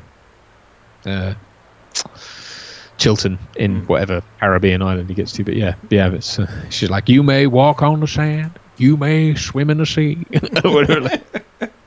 Well, Harris is into those kind of webs of deceit, isn't he? I think there's a lot of that in this series. Like, there are people being manipulated by other people and blackmail, and relationships and strings being pulled and stuff like that. I do think that kind of adds to the thriller and procedural elements of it. I think the thing is, I think that one of the I apologise if I'm repeating myself, and I am sober, so I have no excuse this week. I've forgotten what I was going to say because I qualified myself and it pushed out of my head. So much for sobriety. I think that as well. Fuck's sake. You were saying about David James says it's Bimini, which is where they filmed it, but it's not actually stated as being anywhere, I don't think. But Bimini is the Bahamian island that is closest to Florida, to mainland USA. You were saying about Webs of Deceit and yeah. Oh yes, sorry. No, that's I remember what my point was. I'm sorry. Going back to horror stuff, I think one of the reasons, because certain vignettes in this film, if you watch them in isolation, you would very much think it's a horror film because they have that oppressive atmosphere. Particularly, this film does kind of revolve around the scenes between Clarice and Lecter in either side of the glass, right? Yeah, and it's kind of this gravity well that the narrative keeps coming back to until he escapes. And they feel, because of the way they're lit and the way they're shot, because again those perspective shots, because it looks like his perspective of her, but his eye line's completely changed from before, and he's looking all over the place. So you've got that shot at her, but his head isn't even facing her. You know what I mean? So it's not his perspective whatsoever. Well, he did. I think a deliberate thing is that he looks away from her when she, because he gets into this quid pro quo thing. And he's like, you have to tell me a bit about you. And every time she talks about her, he looks away from her. And he blinks as well. But the camera stays on her as if he is looking at her. Yes. And it creates this kind of disorientating effect. It's nice. It gives you this kind of like... Because, before it was the shark thing, where he's just down and now he kind of blinks, he looks away and all of this. I think it's about saying to the audience as well that like the POV of the camera is them rather than a character's, even though we're shown what would appear to be POVs of the characters going through things. I think it's about saying like you are seeing this, not someone else. You know what I mean? Like, hence why you can have a floating flyby of Buffalo Bill's lair, and how you can kind of look in places that the characters aren't looking and that kind of thing. I mean, it's a sort of, I don't know if I'm talking out my arse. As long as you say that every now and then to qualify, it's fine. Yeah. Look, see, he blinks. When he looks away from me, he blinks. So have you ever seen this projected? You ever seen this on the big screen? No, sadly not. No, I think I did actually at university. I think maybe. I was going to say, we did on my degree. We had like a big theatre as a screening room at my uni, we did. And films such as this, which rely on really intense conversational scenes, and keeping in mind quite a lot of that, the line of the camera is his eyebrows and his chin. Yeah. When you're watching conversational scenes like that on a huge screen where it's these massive close-ups, sort of open-ish aperture, so those kind of blurred backgrounds and close-ups of faces like this, it's quite a disorientating, quite a weird effect, and I think that's what they're going for here. is those kind of like, also by the way, him coming into the reflection, he suddenly enters your perspective like that, and it's quite distressing. Well, and also his head is literally merging with her head at that point, and he's informing her, right? So it's like he's literally almost melding into her psyche. Great bit of visual stuff. Definitely. When you see all that projected and coming out of a sound system, it's fucking weird. It's really dominating, and this film uses a lot of close-ups because it is procedural, and I think it's a film that thematically, narratively, it deals with forensics, right, quite a lot. Yeah. And I think the camera is very forensic, like the view of the tip of the pen and the view of the earpiece, the view. There's quite a lot of views of machinery working and items, like fetishized little things, and it gives you, and that the shot I was talking about earlier, the shot up from the well, it makes it look like he's on a mountain or something, or a cliff edge. Yeah, it's really good. It's really good, and it's quite a wide lens, so it kind of looks precious. Precious. Yeah, man. Yeah, no, totally. Yeah, you're absolutely right. And even Precious looks like a cloud. Yes. It's almost like he's sort of he's on high. I like the scene where he suspends Precious over the well with a yellow basketball to represent the sun. No, that's not that. Well, he's handing down a light. That's true. So, also, no one ever talks about Buffalo Bill's craftsmanship to create a safe electrically powered light that can just go down a well like that. He hasn't electrocuted himself. It's connected to the mains. Probably I'd expect he has an RCD in his main socket, because if it was to get wet, it would prevent him from being electrocuted or anything like that. Duncan, I'm just making jokes about electrician stuff, and Duncan can't hear me. I can hear your voice coming through something. Oh, I turned my mic on WhatsApp because I thought you couldn't hear me. Turn it off. There you go. There you go. That's better. Sorry. It's like a little Richard living in your house. I think he's living somewhere in my perineum. I will find you, and I will kill you. As if it's this vast plane of existence. David Lean made Lawrence of Arabia on my perineum. Wind whistling through. This is that quality shit you tune in for, motherfuckers. That's the one. Oh, we got this bit. Updates for you after the movie. We'll tell you what's coming out soon. We've got some more content. We do, actually. Very excited to tell you about some stuff as well. But yes. Yeah. Oh yeah, when he's touching the pen to his mouth, which obviously is all Lecter's looking at, because that's how he. Again, it's like Lecter's strapped to a board with his mouth covered or whatever, and he manages to steal a pen from Chilton because he's just smarter than him. Like, that's all it is. I cannot. It's not unsee because it's foregrounded, but it always cracks me up when I see Mad Max Fury Road, and that kind of bridle they've got him is made out of a trowel. It's like a 3-pronged trowel. And when I see this version of the mask, the kind of Richard Nixon squashy nose, which is quite funny because he played Nixon. But I always think now, retroactively, I always think of Tom Hardy with a trowel on his face. Fair point. Because if they stuck with that face mask, it would be way less iconic. You know what I mean? Yeah. The squishy nose one. I suppose so, yeah. I suppose that's just so that he's got no leeway to go anywhere. He can't move his head or do anything. Yeah. Yeah, because the mask, I mean, I from what I know, from what little I know of the mask, I mean, it was made for the film, but it's a sort of, it's like a muzzle, isn't it? It looks like a dog's muzzle. Yeah. Because he's got form for eating people, so they muzzle him. Wonky. See, now there's drones and Mega HD billion K. There's all this super smooth aerial shots. That was a brilliantly wonky bit of helicopter footage. It's just because it used to cost so much money and you couldn't do it again. So there's a bunch of films where they'd be like, that was that last FBI agent they just did a racking on was Paul Kramer, wasn't it? Who is Ray Liotta in Hannibal. It's the same character. Oh, I did not know that. Yeah. He's in this. You just tells you what I know. Well, I've not read the books and stuff, so I'm neither have I really. But I just don't know. Yeah. I am an ignoramus. Here's what's his face? Whose name I've forgotten Charles again. Napier, Charles Napier. Yeah. We're going to get the great George Romero soon, which warms my cockles. Or soonish. Anyway, bless him. God love him. I'd quite like to do I'd quite like to do a George Romero. Can we put a George Romero film on the ballot? No one will vote for it. Can we put a George Romero film on the ballot? Yeah, is that your? So I'll say yes. No one will vote for it. Yeah, I just planted the seeds. Of course we can. Yeah, of course we can. It'll be a zombie one. I could put like a really obscure one on there, but it won't. It'll be like a zombie one. Yeah, of course. That'd be good. One of the shorter ones, because I love Dawn of the Dead, but it is long ass. Right. Oh, Cornetto Trilogy is on Amazon Prime at the moment. So there you go. There you go. That's good. Thank you very much. It won't be by the time we come to do anything. Just like when we... Because Duncan texted me before and was like, oh yeah, Silence of the Lambs on Netflix. I was like, sweet. I go in and the other two films are ballot on Netflix and this wasn't, because they probably removed it like, yesterday or something. Yeah, I'm not kidding. A couple of days ago I checked and I swear this, Hannibal and Red Dragon were all on Netflix. And I was like, great, sweet, we're sorted. And then, come to look today and it's like gone.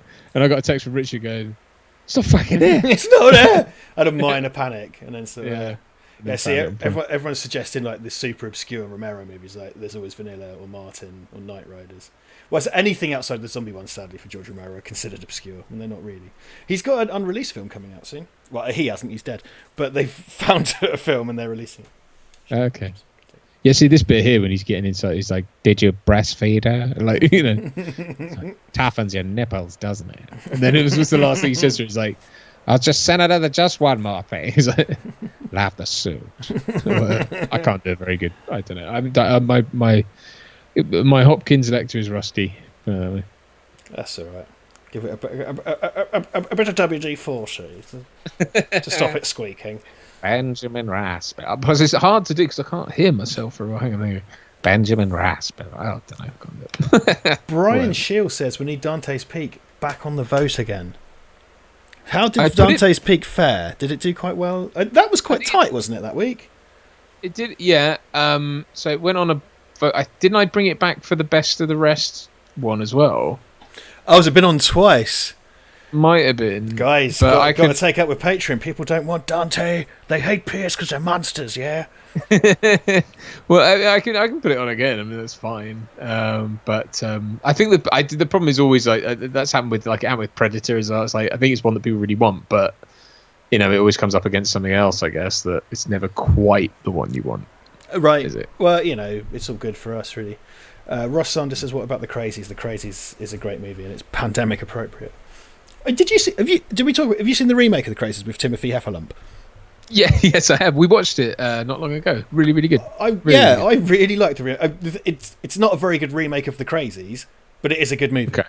It's a good movie. Right. Like it's a bit too zombie-ish because The Crazies is not really that. But I really liked it. I really liked that film. It surprised me. I rented it when it came out. Yeah. So there you go. Brian Shields wants us to remember that Dante's Peak is a sequel to Terminator 2, as was discussed before. Dante's Peak is on Netflix. Are you in England, Sean? Yes. Are you in Britain, Sean? It is on Netflix. Yes, no, it is. My wife and I watched it a couple of weeks ago. My wife. It's been on twice on the ballot. Twice. And it didn't get voted because people are monsters. People are monsters. I'm down. I think that as time goes by, it's probably edging out an awful lot to be my favourite sort of disaster flick of the 90s, really, because there was such a glut of them. But I think actually that sort of crept through. I always liked it, man. I don't envy like old school camera operators. Like, don't get me wrong, cameras are still huge, but it's when it's got like a massive halogen lamp on it and shit. Like, cameras are still massive. Don't get me wrong. Like, but V-mount batteries are about this big, and it used to be this huge shoebox that give you scoliosis. She's got hollow point rounds in her pistol.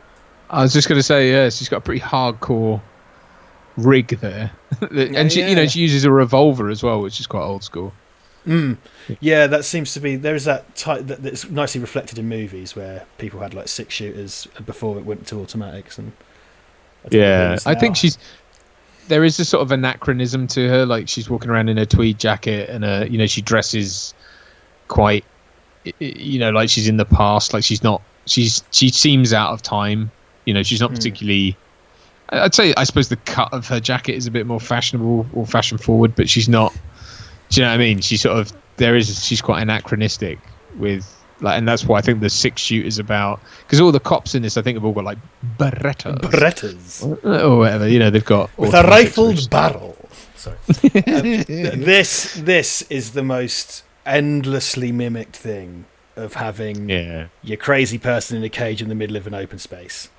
And because it's Lecter, he's got, it's all kind of, it's all very erudite, isn't it? It's books and stuff. But like, fucking Suicide Squad did it. The amount of times you have someone go into a room and there's the caged mega psycho in the middle of a big room.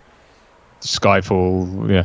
I mean, this the way they do this is very. Again, the camera work in this stuff is really great because it gets closer and closer and closer to the point where the bars disappear.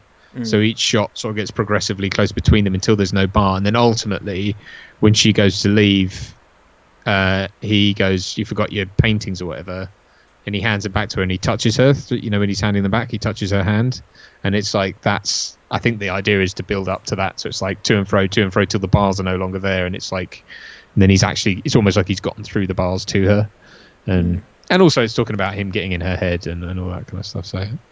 The cinematography in this, like just the shot placements and everything, are so good, like really fantastic. And I think it's something it comes up because even in say what you like about Sixth Sense, which is another film shot by Fujimoto, but that does similar tricks in terms of its perspective shots.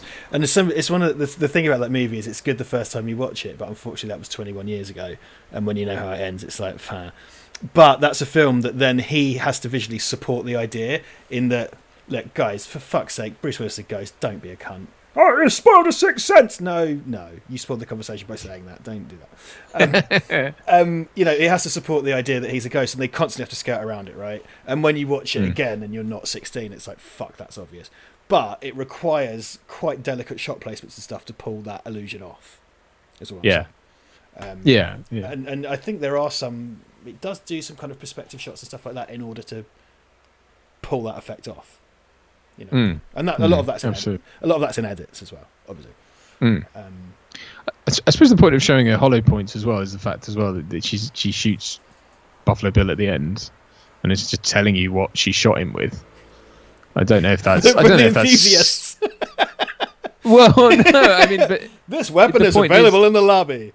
No, it's not that. It's just I think it's. Clarice uses hollow point. It's forensic. Yeah, but I think it's that thing of knowing that she's using a pretty mean round in her gun. Yeah, and that when she takes him down, she's taking him down with a freaking hollow point. That's achieved with that close up.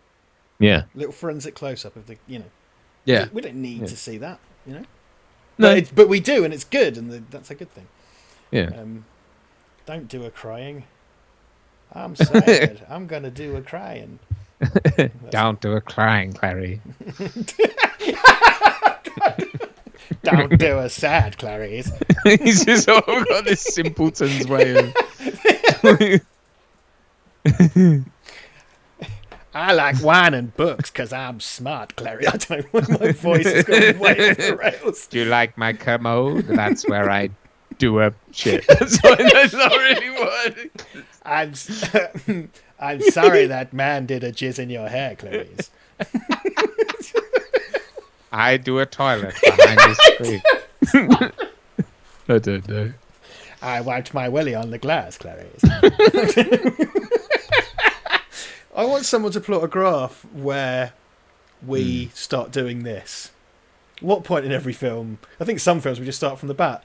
I wonder how much it relates to how drunk we are or not. So many questions. I mean, I think the thing with something like this is I do have a lot to say about it, and I don't want to ramble on because I know that it's tiresome after a while. But it's see, like here, the coverage is like they're in the same space. Yeah, it removes the barrier, and then it becomes a conventional conversation. But they are not that close because it's false perspective. Yeah, Yeah, absolutely. But oh, hello, whoa! This just in. Oh no. Ahmed lol. Hollow points equal reduced risk to bystanders, which is why cops use them typically. More stopping power as well. Reduced risk to bystanders, because they burst, don't they, on contact essentially, so they're not going to pass through. Oh, there you go. Ahmed lol. He knows. Ahmed laugh out loud. He knows. Well, that says something about her character as well, is that she doesn't want to hurt other people. Oh, Dan Lyle says original Twilight Zone is on Netflix USA. I've been watching them since I got a VPN. Sweet. Gonna watch me some Twilight Zone. You got a VPN? No. Yeah, no, I do actually. It's one of these. It's one of these things. No, I've got it on my desktop computer, but I don't put things like that on my laptop. It's on my work computer. Right. So I got to hook up my desktop computer when I built it about 5 years ago was a real beast of a computer, and now like all PCs when they age out, it feels like, and like bats fly out of it when you turn it on. I turned my old MacBook on earlier to do some work on, and I had to because I'd wiped it. I had to sort of reset it up, and it's actually running quite well. Which is annoying because I bought a new. Well, that's not annoying. I needed a new one anyway. But yeah. So Ivan's got like a work laptop and his laptop, and he's like, "Well, I'm only using the work laptop for work because that's the work laptop. I'm not going to use my own one for that shit." And the work laptop is 1,000 years old, and I tune out because he's working in the living room because he's working from home, and I tune it out most of the time. But every now and then, when there's a quiet moment, I could just hear like. And it seemingly does that constantly, but it's only when there's a quiet moment in traffic or something I realise it's like someone operating a chainsaw. There's George Romero on the walkie-talkie. Hey, there he is, looking youthful. Oh yeah, as far as George Romero goes. Look at you, looking dirty shitter-esque. How dare you? He definitely was. How dare you? Dare you? How dare you? Shame on this glorious celebration of sheep. Man was from Pittsburgh. Pittsburgh strikes me as a city of dirty shitters, or at least he was from Pennsylvania, which strikes me as an area just all dirty shitters all over the place. Look at that little thing. That's what I do when I hand Duncan things. I just go. He does. It's really creepy. Eye contact, and when his wife's out, I stroke Duncan's finger, but look at his wife. Or Winston, look at the dog. Oh.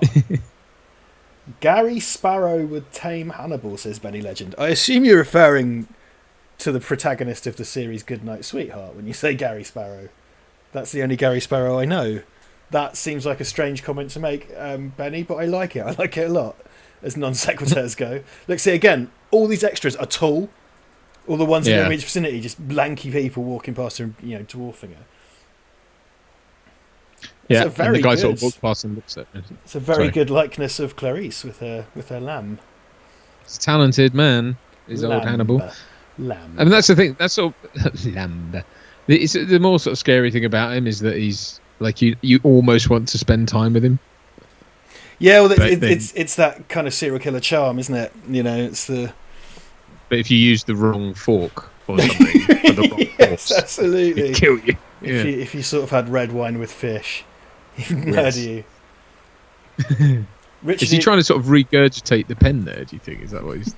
Oh mate, no, because he sort of is like that look. He's got this focusing. So Ian asked me if I'm going to play Last of Us 2. I would, but I don't have a PS4, so no. Otherwise, I would, because the first one was great. There you go. Yes. Oh, and the Erica is free to download from the 7th of this month.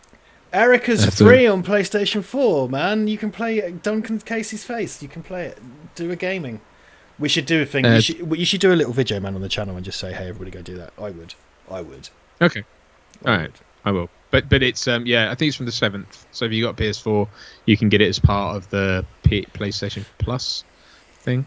I think yes. I think my bro said he's going to get it. Cool. Because my bro was like, "Oh, Duncan's game's on the thing," and I was like, "Yeah, I know. We're excited over at Val Verde Broadcasting Towers." The thing was, that's really cool, man. It's going to get your face all over the place. Well, yeah. I mean, I gather. I mean, it's gone down fairly well with people who've played it. I think so. I don't know, but it's very hard. Like you would assume that we're fed information and feedback from everyone from things we do, and we just aren't. We're just. Why would we be? But it'd be nice to, it'd be nice for people to. I would like to do. I would really like to do a stream of it, but I don't have a PlayStation. Right. But my brother has a PlayStation, so maybe at one point I can get his PlayStation. But then also I'd like to do a stream of it with you in the room playing it together. That's another. Touching his finger. That's another. That's another thing to. I hate watching myself back, but yeah, we can do it if you want. We gave it away because they gave me a free download code. Yeah. Someone won a copy once. But I just Was it Ian? I can't remember. Was it Ian McGrath? No, I don't think. Who was it? Someone will say. Sorry, I can't. Ian McGrath says it's still talked about on Reddit. It has a diehard little fan base. One thing we noticed at the time was that Erica did have this really super involved fan base of people. Like people who loved it really loved it. I'll say it again. Outside Xbox said Duncan was suspiciously handsome. That's quite, and I really like Outside Xbox is a huge channel, and I quite like their stuff. So quite nice to find someone adjacent to me being mentioned on there. And I commented. Oh, this is nasty. This is horrible, and it's just getting blood sprayed on it. Again, sorry. That's what you don't, it's what you don't see as the interesting thing. It's aftermath. Again, the forensic aspect of it, right? You just see aftermath. Because it's a crime scene photo. It's like a living crime scene photo, right? Yeah. And obviously, he's dressed completely in white, which is then sadly... And it becomes, like, demonic, because he's got the kind of blood down there. Oh, sorry, mate. You were saying about No. What? Xbox or something. Outside Xbox. They called you. I watched them. I like them, and they talked about you, and I went and commented, and they ignored me. I was like, "Fuck you! I can get you him. He's my mate." I didn't say that. I just said like, "Whoo, he's on this channel. Come to our channel," which probably seemed quite cloying and desperate. Which really, that's our tagline: cloying and desperate. Cloying and desperate. Yeah. Michael Carpenter says, "I got Erica as soon as I knew Duncan was in it." God bless you. Cheers, Michael. This bit here, what does he say? Are you ready when you are, Arthur Penbury? Or whatever, when he walks out of the thing, it's like, oh, because he cuts his face off and then guts him and hangs him from the cage. And it's like that. I pulled your gut pipes out when I done an escaping. I done an escape in a lift. You thought you had me in a cage, but you didn't. I had you in a cage. I done an escaping.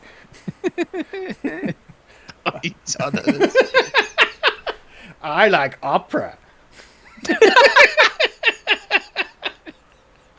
I love the idea. I like cheese squares and what? And pineapple. Clarice, would you join me for a pineapple hedgehog? The height of sophistication.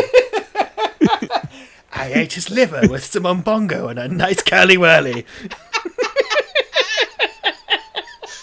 I could say who I think that would be representative of, but I'm not going to. Danger, Will Robinson. Hi, Dutch Rod, I'll quote that later. Right, so... Sorry, said I wouldn't do that. I just like the idea of cretin Hannibal, sort of like sartorial cretin. Like he's got all the nice stuff, but he's just a moron.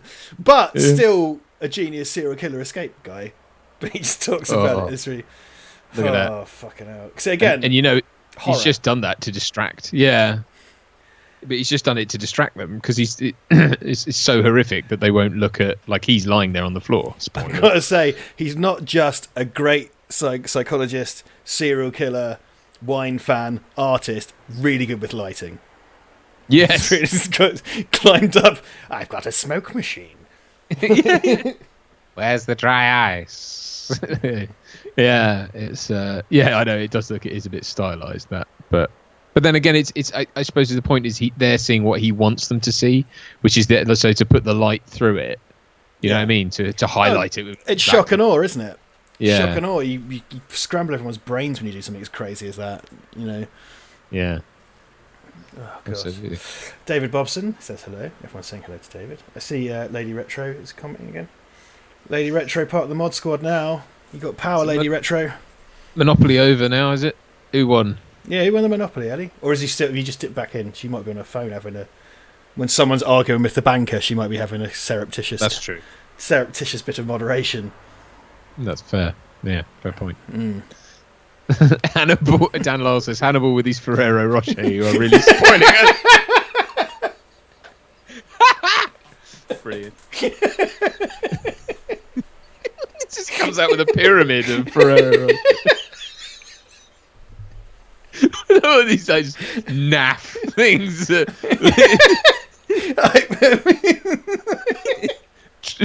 It's high, Battenberg cake and shit. Can you smell that, Clarice? I'm wearing high karate. It's the most expensive aftershave in the world. I love jupe for all.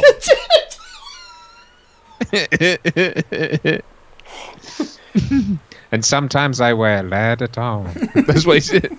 But not today. While you're running around trying to find me, I'll be watching Love Island and eating a Dr. Oetker.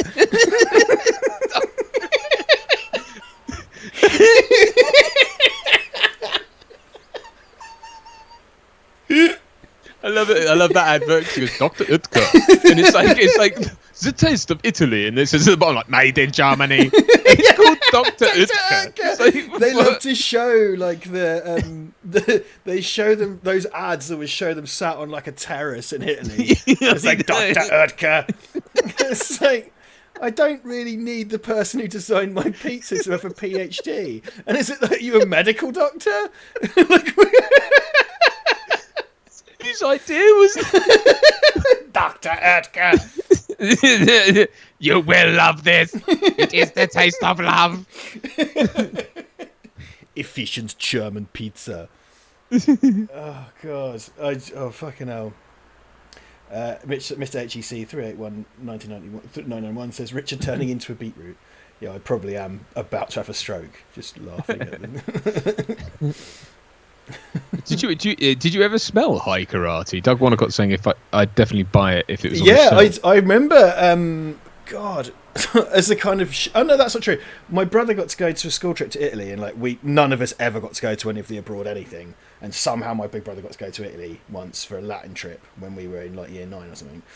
So I was about to say, as shit compensation, we went to Bury St Edmunds, but that's not true. My dad took me to Sega World actually, but we went to Bury St Edmunds and went to Q&A, and there was high karate, and I owned a bottle of high karate once. Oh, right. And it must have been like in a box somewhere, like, you know what I mean? Because this was probably like I've just lost one of my lights. Probably like 1991 or something. Okay. Or later. What did it? What was it sort of scent profile? To which olfactory category did it belong? Can't massively remember. My overriding memory of it is that, you know, like when a well-meaning relative gets you just like the cheapest aftershave. Yes. That. It was like that. It was just like that. It was like cheap supermarket aftershave. But Christ, it was so long ago. But I remember, because I didn't. What a conversation! I didn't know the significance of high karate when I got it. I just thought, look, this says karate on it, and yeah. And I bought some for like £1 or something. I put my fucking backplate back on. This is obviously another thing of like people, like Lecter prevails when he changes changes his appearance, right, his identity. And I love that transition as well, to her dropping the phone and just legging it. You know what I mean? Because that's such a great. We know that's such great storytelling. It's like we know what that is. It's a great kicker to the last act as well. You know? Yeah. It just sort of like suddenly it goes very frenetic. Because when he like peels his face off, and also because Anthony Hopkins, you know, he's not like this kind of built cut guy. Yeah. He's kind of like, and I'm not being unkind, but like a kind of pudgy middle-aged actor. But that is why he's scary. Because it doesn't matter, like that because you know there was such a tendency to cast villains and stuff like that, and heroes. But it's the way he looks ordinary. Like he's got the build of like a fucking, like the dude who come and fix my toilet today. You know what I mean? And it just kind of makes him ordinary. Oh yeah, just cut to him casually machining some skin. Yeah. Oh, it's got the dimples in it and everything. Because I mean, you sort of forget that like Lecter escapes fairly early on. And then you don't hear of him to the end. Like he's just gone. He's into the wind, and it's like now it's just about catching Buffalo Bill. You know? Yeah, he's done his thing. Steve Allen, did you have any opinions regarding this winning the 1991 Academy Awards and it technically being part of the horror ghetto? I think that's kind of referring to the ghettoization of horror films and not generally getting awards for things. But again, I kind of think it. You know, I don't take a lot of stock in the Academy Awards, as I've said a number of times, which my opinions are my own. But this is the thing. I think it does transcend, you know, horror. It's not really that. It has horror elements. I will say this. I mean, I think the interesting thing is that this is quite a number of Roger Corman graduates in it, and Roger Corman. Like Charles Napier was like Fujimoto's a Corman guy, Den was a Corman guy. Charles Napier did, like I said, his Corman stuff. Like it, that's interesting to me that it come because Roger Corman is responsible for so many careers, and it's more that it comes from the world of sleaze and literally has Roger Corman in it, and then it won a bunch of Oscars. That to me is perhaps interesting. Not being dismissive of your question, Steve. I don't feel perhaps equipped to answer it. I don't think it is the level. It's not the. It didn't. It's not the horror film that won. That finally broke the curse or the rule or whatever. I don't think you could really claim it to be that, unfortunately. But I do. I think it's great that I think it won deservedly. I think it's a very good. It's a great film. Did it win? Did it win Best Picture or something? Or was it Hopkins? It won across the board. So I think it won Best Picture. It won Best Director, possibly. It definitely Hopkins and Foster won. I remember that. They won a whole bunch of stuff. And possibly editing as well. Can't remember. Okay. Do you remember how it is? So, because obviously, as things ramp up to the end, she's actually the one on the trail, and it's played off like the FBI know where or you get that smash cut to Crawford saying, "We know where he is. We figured it out," and then you keep jumping between her and them, and then it turns out that she's actually found him and they haven't. They've got the wrong hat. And but I can't remember the reason why she has worked it, because the sequence of how the bodies were discovered, they work out that one of them, I think it's the third one, was actually the first victim because it was tied down and it broke loose and floated to the surface. So I can't remember what it is about that, but it's basically like he goes to where that body was because Hannibal's thing is he covets, right? Like we covet what we see every day, and that's what he's been doing. He's been coveting these women because he wants to be one, and he's been coveting them and blah blah blah, and it's driven him to the point of killing them. And it's like, so she goes to where, I think it's in going to the first victim's place that informs her more about him, because obviously it's where he was living for a long time, and isn't it a seamstress across the road whose house he's ended up in, or I can't remember. Right, yeah, it's something like that, yeah. Well, yeah, I do like that. I love that parallel action thing, the kind of parallel action switcheroo, which a bunch of movies do, and this one does it well, because you do know it's going to be Clarice that finds him. It'd be a bit shit if the FBI kicked her door and she was stood in bumfuck nowhere with a thumb up her ass. It's not a very good ending. But yeah, I like that, and I like that done well, and that kind of misdirection is something. So a bunch of movies do that, because wasn't there? Oh, they not exactly, but they do a similar thing in Seven at one point, but it's not really a parallel thing. So it's a bad example. So I won't keep going down that path. Yeah, it's everybody's nan's house. Little porcelain ornaments. Let's go with those ballerinas in a box. My granny used to have these little kind of dolly toilet roll holders. Yeah, I know, the doilies that went over the top. Like it'd be like a knitted dress that went over the shit tickets and sat in the toilet. Yeah, because we can't possibly. But the thing is that those surely only ever worked on a full roll, right? Like you couldn't. Yeah, diminishing returns. Like tear it off, and eventually it would be this sort of like shriveled thing that would fall over. But I think the idea was it went over the spare toilet roll. The spare. It was my granny's ones were like little plastic ladies that then had knitted dresses on them. So I don't know if someone made them for her, but they were just awful things. And it's kind of like, oh, that's where the paper that I will remove and smear my feces on is. Okay, I just think hiding toilet roll like that is. I don't know, it's weird, sort of like weird, obsolete British neuroses, isn't it? The water closet. Water closet. That is, isn't it? Like, right, no one ever thinks about what WC means, but when you find out water closet, it's just like, that's amazing. And so the water closet. It's where we keep our water. We pass water then. In fact, cloakroom is one. I had some old bat come into the hotel go, excuse me, where's the cloakroom? And I was like, and she's wearing a coat, and I was like, oh, we don't have one, but I could take your coat for you. And she's like, no, the cloakroom. Your cloak. Batman. I was like, no, like she's like, no, the cloakroom, and I was like, we don't have a cloakroom. I can take your coat for. She goes, the toilet. I need the toilet, and it's just sort of like, all right, your fucking heart didn't disintegrate because you said the word toilet. Would you like a piss or a shit, madam? It's like, I don't call it the cloakroom because I'm not from an Edwardian novel, you mad bitch. What the fuck? Who calls it the cloakroom? It's like, oh yeah, go and piss next to the coach, you mad old bag. Anyway. Do you think there's something, we were talking about earlier about the sort of forensic aspect of this and stuff. There's a weird sort of increase in aircraft.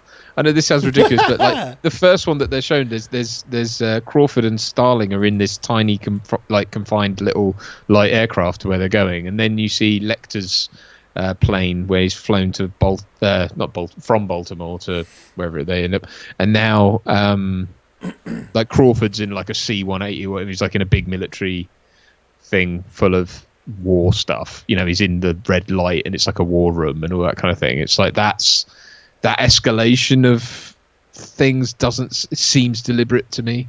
Yeah, well, it seems like it seems like it's gone from sort of like this low-key murder investigation to this massive military operation, and things have escalated, and it just creates that sense of tension, I guess. Because it's a big fuck off flying war room, isn't it? It's a Hercules or whatever. Yeah. May I just the deadly TJ, your young cousin, my esteemed cousin. Yes. Did you hear about our granddad's special relationship with WC? With Water Closet? No. Okay, I'm sure if Deadly TJ wants to fill us in, that's fine. But if you don't want him discussing family toilet affairs, then we can have the mods remove him. Ban him for life. Not really, Tom. Not really, Tom. Not going to ban you for life. Only pulling your leg. I didn't. I don't think anyway. But, yeah. Yeah. Oh no, poor little doggy. Oh, the fucking suit, man. This is rough as hell. It's rough as arseholes, like it's not well put together. It is absolutely what a mad cunt would do, isn't it? It's because like, what, you're going to go down Tesco's in a nice nightie, you freak. Oh, dear. I know. It's that thing of like he thinks he can literally stitch himself into them and stuff like that. Well, yeah, and again, it's based on real things people have done as well. So Ed Gein's quite interesting because he didn't kill that many people. He was mostly a grave robber. So, like, he did kill, but like he was mostly a grave robber. So he had tons of bowls and lampshades, like lampshades made of skin and bowls made of skulls and everything. See, I like her. She's smart. She's smart. It's good. It's not just like screaming victim twat. Like she sees his weak spot and goes for it, and it makes you root for her because she's a bit of a thin character. Really, there's not a lot to go on. But the performance is really great, and you root for her because it's like, yeah, you cracked it. He's awful. Good. Get his dog. She does that brilliant thing there that she just did, where she's trying to whistle for the dog, and she can't get the whistle out because she's that terrified. She's like, you know what I mean? It's just a brilliantly observed thing. Yeah, no, I agree. I think the point is she's supposed to be a bit of an airhead because she's the daughter of a senator or whatever. She's sort of a bit away with the fairies, when we meet her. But you're right. It shows sort of ingenuity on her part, and I will say I don't know her name, but I had a quick kind of browse of the tedious trivia, and apparently she put on £25 for this because the idea he wants slightly bigger girls so he can skin them more easily, and she kind of went method and put on a load of weight for. Well, he's about to go method and tuck his Johnson between his legs and do the pee-pee dance, isn't he? The pee-pee dance. Yes, he absolutely is. If fans of Californication will know what the pee-pee dance. Well, everyone knows what the pee-pee dance is. Well, I've got a good idea. Yeah. I mean, you got to wonder as well. Did he get his nipples pierced just for this? Because he's like clearly they're proper piercings, aren't they? But. Yeah, I think the idea is he gets them fat and then he starves them, so they shrink down and their skin becomes looser. Okay. Yeah. Okay. Pee-pee dance. Ted Levine was in fucking banging shape, hey? Maybe he still is, I don't know. But now he's kind of like grizzled. His type is grizzled dude, isn't it? Like. Oh, very much so. Yeah, this balding grizzled cop. He's normally with a big walrus tash, like is how I see him these days. Because he's fucking good at that, Definitely, yeah. See more like that shot of her, that sort of interview style shot. Yeah, that felt like a documentary. If you told me that was from some kind of 90s documentary, I'd have believed it. Yeah, a really high end one. That's down the barrel, like properly down the barrel. The barrel. Yeah, those haircuts have come back, so now that looks like it was filmed yesterday. That kind of, in Brixton. Yeah, oh, absolutely. Fucking Hackney. Oh, I just like. I know this is scarcely relevant, but the whole idea of shooting a documentary on film just makes me shudder. It's just everything is hard enough on digital. Like, do it. Yeah, just 'cause true. I had such a traumatic relationship with shooting on film that I just swore it off forever. I just decided it wasn't worth it. I don't think any of the romance justifies it. Like, absolutely not. I talk about this with Brad because Brad's kind of like, I always want everything to look like film, and he would like ideally shoot on film, but it's just prohibitively expensive. But it's sort of less and less necessary, I think, as well, now, isn't it? Yeah. I am one of those people that, I do embrace technology a lot. But like, fucking hell. I know it's just student films, but shooting colour 60mm, fucking Christ. My God. I've shot on film a few times and it is just... It's a pain in the dick, mate. It really is. It's a massive pain in the cock. Unless you're Christopher Nolan and Quentin Tarantino and have millions of pounds and people all around you doing it for you, in which case, I'm sure it's fine. But, no, fuck that. Fuck that. Precious. Precious. Precious. Give me my fucking dog. See, underrated. I don't think there are enough. I think Silence of the Lambs had a massive kind of pop culture thing for a while. I think where people would do kind of lines from it and stuff. But I feel like it's died out. People still do the kind of hello Clarice thing. So I don't think Hannibal Lecter's ever going away. No, I think because it became in the popular zeitgeist like so much that people had to latch onto something. But it's like when you watch the film, that's not really, it's not a focal point. It's just so, and to that nowadays as well, none of this is particularly. I mean, it's taboo, I guess, but it's not like shocking, really. Yeah, stuff that this was definitely more shocking when it came out. It's still impactful. Don't get me wrong. Oh yeah, of course. Like it's. I don't think it's lost any of that. Stuff like this, I don't remember. I don't, in actual fact, remember when this was. I don't remember what this rating was in the UK. 18. It was an 18. Well, I was going to say, because stuff like this, you should get slapped with an 18 straight away. And whatever they call, NC-17 in the States, but it's a bit different. But now we live in like the post-hostel world, and you see what goes on in 15s and 12As. Judi Dench saying it's not gore, but Judi Dench saying "fucking Skyfall" in a 12A was just like, whoa, okay. So we get, you're allowed, and a bunch of 12A census like, well, you can have your one fuck, because our barometers of what's considered taboo or transgressive have changed, as they do over time, of course. Scott Glenn has just become incredibly, he's quite smooth-faced in this, but he's become incredibly craggy over time, hasn't he? Oh, God, yeah. He's intensely craggy. But he's one of those people you cast for that, because he looks cool as shit. He's aged really well, and he plays kind of like his mentor guy a lot, Or now it's grizzled old man with a shotgun. 5. 5. They wanted to invade his junkyard, but he wasn't having any of it. Man with a gun and a dog and a axe to grind. Well, when he was Stick in Daredevil, did you watch the Daredevil show at all on Netflix? Yeah. He was awesome as Stick. It's just great kind of like weird ambiguity. It was good stuff. It was good stuff. Oh yeah, look, he's see. There's a GIF of this somewhere when Ted Levine's poking his head around the door from this movie, and I can't remember, or a meme rather. This gets used in memes. I can't remember why. The pee-pee dance gets used in memes, definitely. I know why that is. Yeah. Because it's ha. Look at the man with his willy tucked away. We're so deep as a society. Oh, look at the man with the willy. When you find him, he'll tuck his willy away. It was improvised on the back. Fuck off. Ted Levine was born with his willy tucked away, so he was cast in the film when Jonathan Demme saw him having a wee, backwards with his bum facing the urinal. IMDb trivia section. He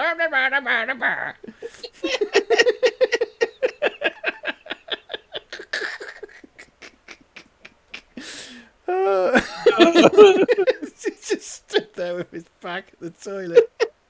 Pants around his ankles, like, hey, don't mind me. How does he have sex? We'll never know. Actually, there's a film where he was cast. No. Let's not. Yeah, see this stuff, which again very much in the POV. But look, she's in the shadow. You know, she sees the moth. Things are starting to, add up closer in on her face. Yeah. Again, awakening of. Well, this is where all that perspective stuff really pays off, because we've been trained by this film to experience things through people's eyes, and again, it's not a new technique, but you see her looking around the room, and it's kind of like you realise when she does, if you haven't figured it out already, and it's a really nice way to build tension. She sort of goes for a gun and everything. Yeah, he can't keep a straight face as well. He's a fucking loony cunt. Mm. He's a mad cunt. He's a fucking mad cunt. It's Buffalo Bill. I wouldn't have none of it. Now, put the lotion in a fucking basket.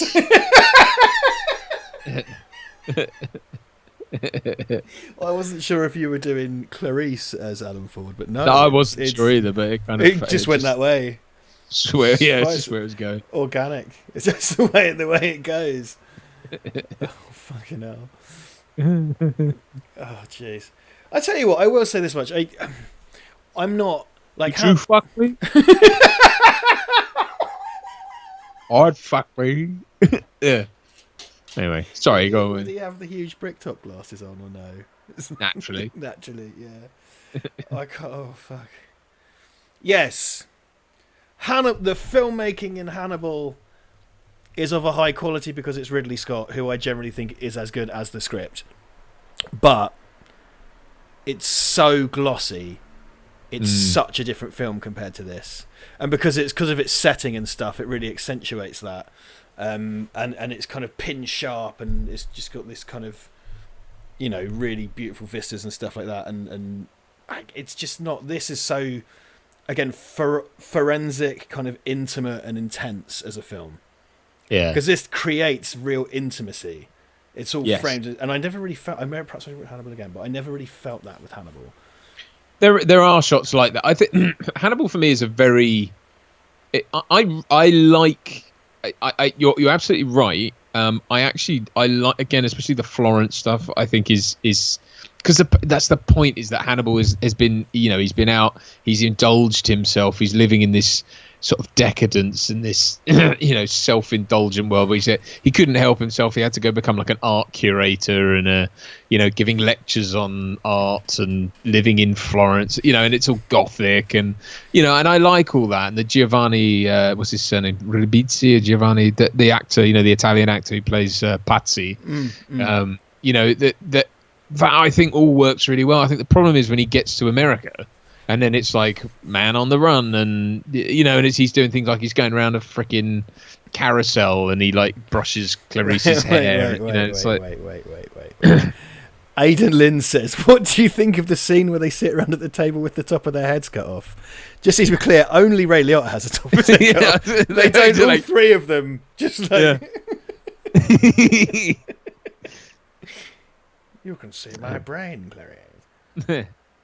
Hello, Clarice. Like just opening his head, making it cool.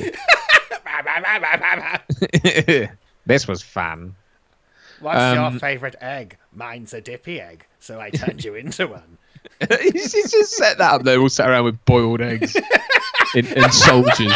That would be Ridley Scott's genius filmmaker foreshadowing. It's just like Ray Liotta's constantly knocking the tops off boiled eggs. Would you like it? If you like dippy eggs so much, I'll turn you into a dippy egg. And I served, yeah.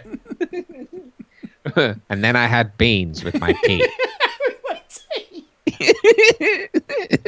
It was ever when you went round your mate's mum's house or their house, and they'd always be like, do you want beans with your tea? or do you want a glass of fizzy? Alan Ford again. Yeah, basically, I went round Alan Ford's house. Friends with his son. Alan Ford was your friend's mum. Yeah. Do you want beans, you cunt? Do you want beans with that? Come in, Clarice. We're having chips and beans. Would you like... Smiley teddy bear. I'm afraid we've had all the nuggets. Yeah. But there's still ketchup. I've so got all that to come, haven't I? Those beans. Oh, mate, yeah. Oh, man. It might be fun to regress, mate. I'm definitely gonna. I'm gonna be eating. I'll be eating her food. Well, I've just sorted myself out and gone on a. I just did a healthy shop today. I'm just gonna get my diet sorted back out because I've been eating shit. But in lockdown, I've had sometimes I just feel like eating proper council and just getting a full on council meal and having I don't get beans, but having chicken and chips and shit like that. That's where it's at. So here we go. The night vision scene. That moment though, just before when she discovers that horrible corpse in the bath that's all soupy and manky and nasty, and then the lights go out. Yeah, and it's like you're stuck in it. That's there. And this is great because you don't know how ridiculous you look in the dark, but this film has endlessly played with the concept of perspective. Yeah, and he's completely. I think French and Saunders took the piss out of this as well. But I think this is often viewed as a standout scene because she doesn't. He can see everything. And she's just fumbling around, and he's right there. Yeah, but the point is his vision is there's a swastika just lying around in his flat. Yeah.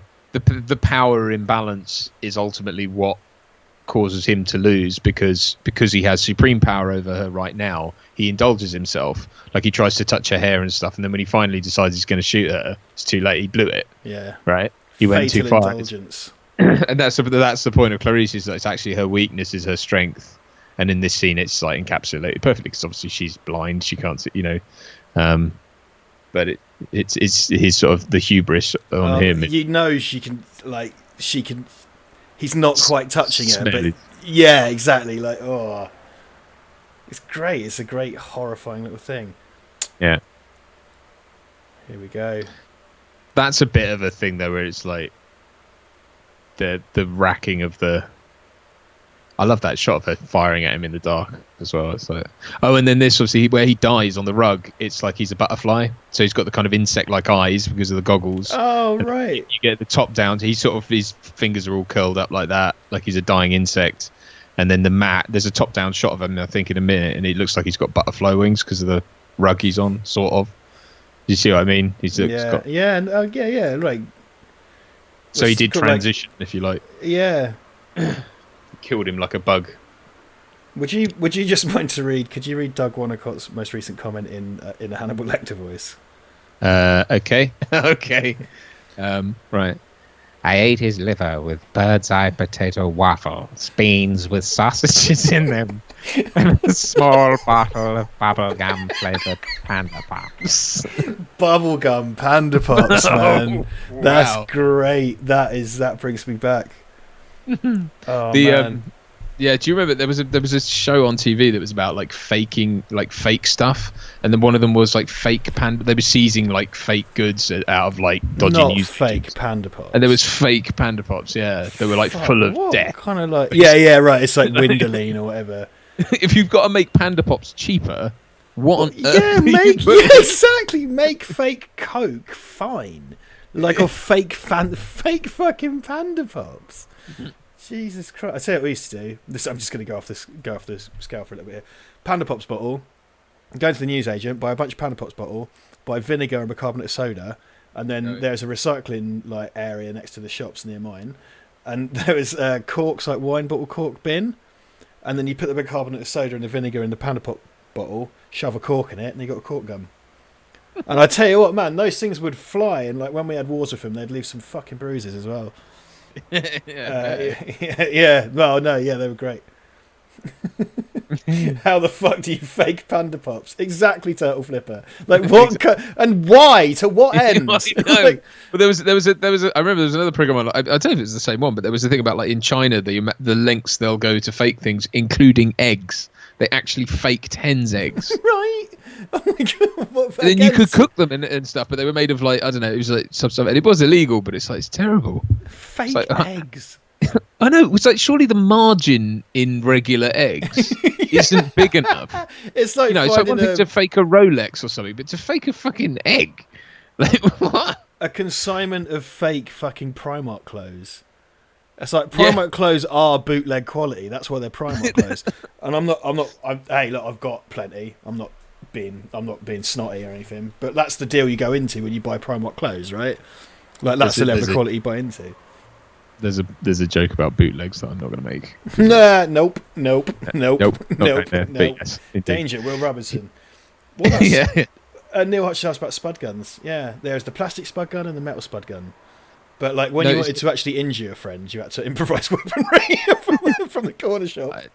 I just had BB guns. Yeah, so this bit. BB guns, sorry, just we can talk about the film. Let's talk about the film. Yeah. So just actually that but as soon as she's talking to Lecter again, the camera's straight in on her face. Like whereas before she was just shown him wide, and now we're pulling back out because he's hung up, right? Mm. So you're leaving it, but he was like right as soon as he's talking to her on the phone, you're right back in her head. You know, kind of. I gather that's kind of like, what's supposed to be in there. There's Chilton, piece of shit, and look at him, just like a cat, sticks his hat on, saunters off into the. It's brilliant. It's so brilliantly done. And then you just get this giant wide. The credits roll over, and that's Bimini. Was it Dan who said that's Bimini? Which yes, it looks like. Actually, that guy's got something on his shirt. What does it say? I don't know. I don't think it's ever stated that that's Bimini, but it does look like it, and I'm sure it is. And it would make sense because that's like the closest Bahama island to the US. But right, yeah. Oh, well, there you go. There you go. Great movie, fantastic movie. When I googled, fantastic. I'm starting to sound like Donald Trump. I don't know why, but it's the best movie. I made it, even though I'm not. It was my idea. I wrote it. Yeah. I do love that it says a Jonathan Demme picture. It's a nicely old school. Yeah. Yeah. It's a picture. Cassie Lemons as well, who we've talked about before. She was in the Candyman. No, Hard Target in the Candyman, right? That's Cassie Lemons. Indeed. That's the one. Oh, the Lemons trilogy. The Lemons trilogy. Yes. Well, Candyman next week then to complete the Lemons trilogy. Fair enough. So I googled the running time, and it told me it was 2 hours 20, which I did think was a bit long, but that's not the case at all. Is there a longer version? I don't think so. How weird. We started it. No, that's right. We started it at 8, and it's now 10:26. So that adds up, doesn't it? No, we started the movie at 8:30. Oh right, yeah, of course. Yeah, sorry. So I've got a run time of like 1:59. Oh, well, my googling was wrong. That does mean that the schedule's wrong as well, but I don't think that matters. People will watch, won't they? People will watch. Like I'm tuning out. Bloody schedule. Keeping time like a cat. Doug Winnicott said, "I think that's actually Great Yarmouth, Duncan." Yeah, but if this is 1990, what is it? 1991. Where's the Ghostbusters house, Doug? If that's Great Yarmouth, that would still be there. They tore it down and rebuilt it afterwards, and they brought in all these palm trees and dug a small inlet to make it look like Bimini. Because Biminis don't look like Biminis on film. You've got to use Great Yarmouth. You've got to tape 2 Great Yarmouths together. Yeah, exactly. Well, and the legacy of this film is Great Yarmouth's famous Bimini town. It's it. They demolished Chinatown to put up Bimini town. It's this bit that, at the insistence of Anthony Hopkins, who, apart from his native Wales, loves Great Yarmouth on the opposite side of the British Isles. I love Great Yarmouth. Sir Anthony Hopkins, I don't sound like this. It's just funny to do this voice.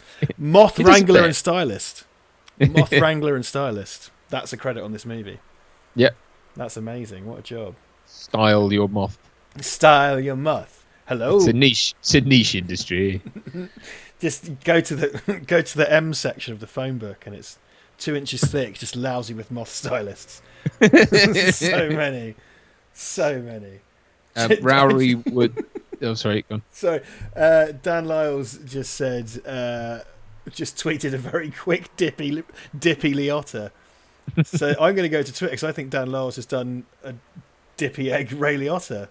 Nice. Which excites me. I don't know.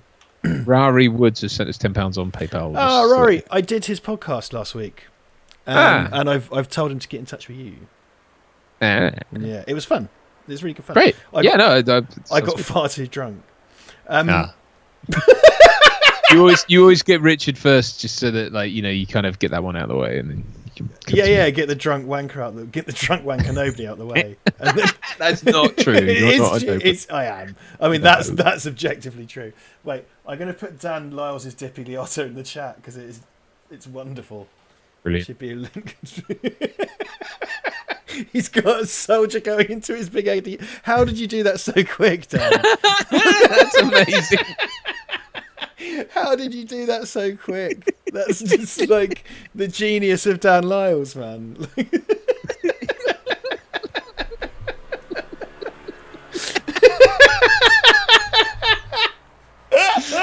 It's so horrifically accurate, you know what I mean? Like, it looks like a thing they would have done. Wait.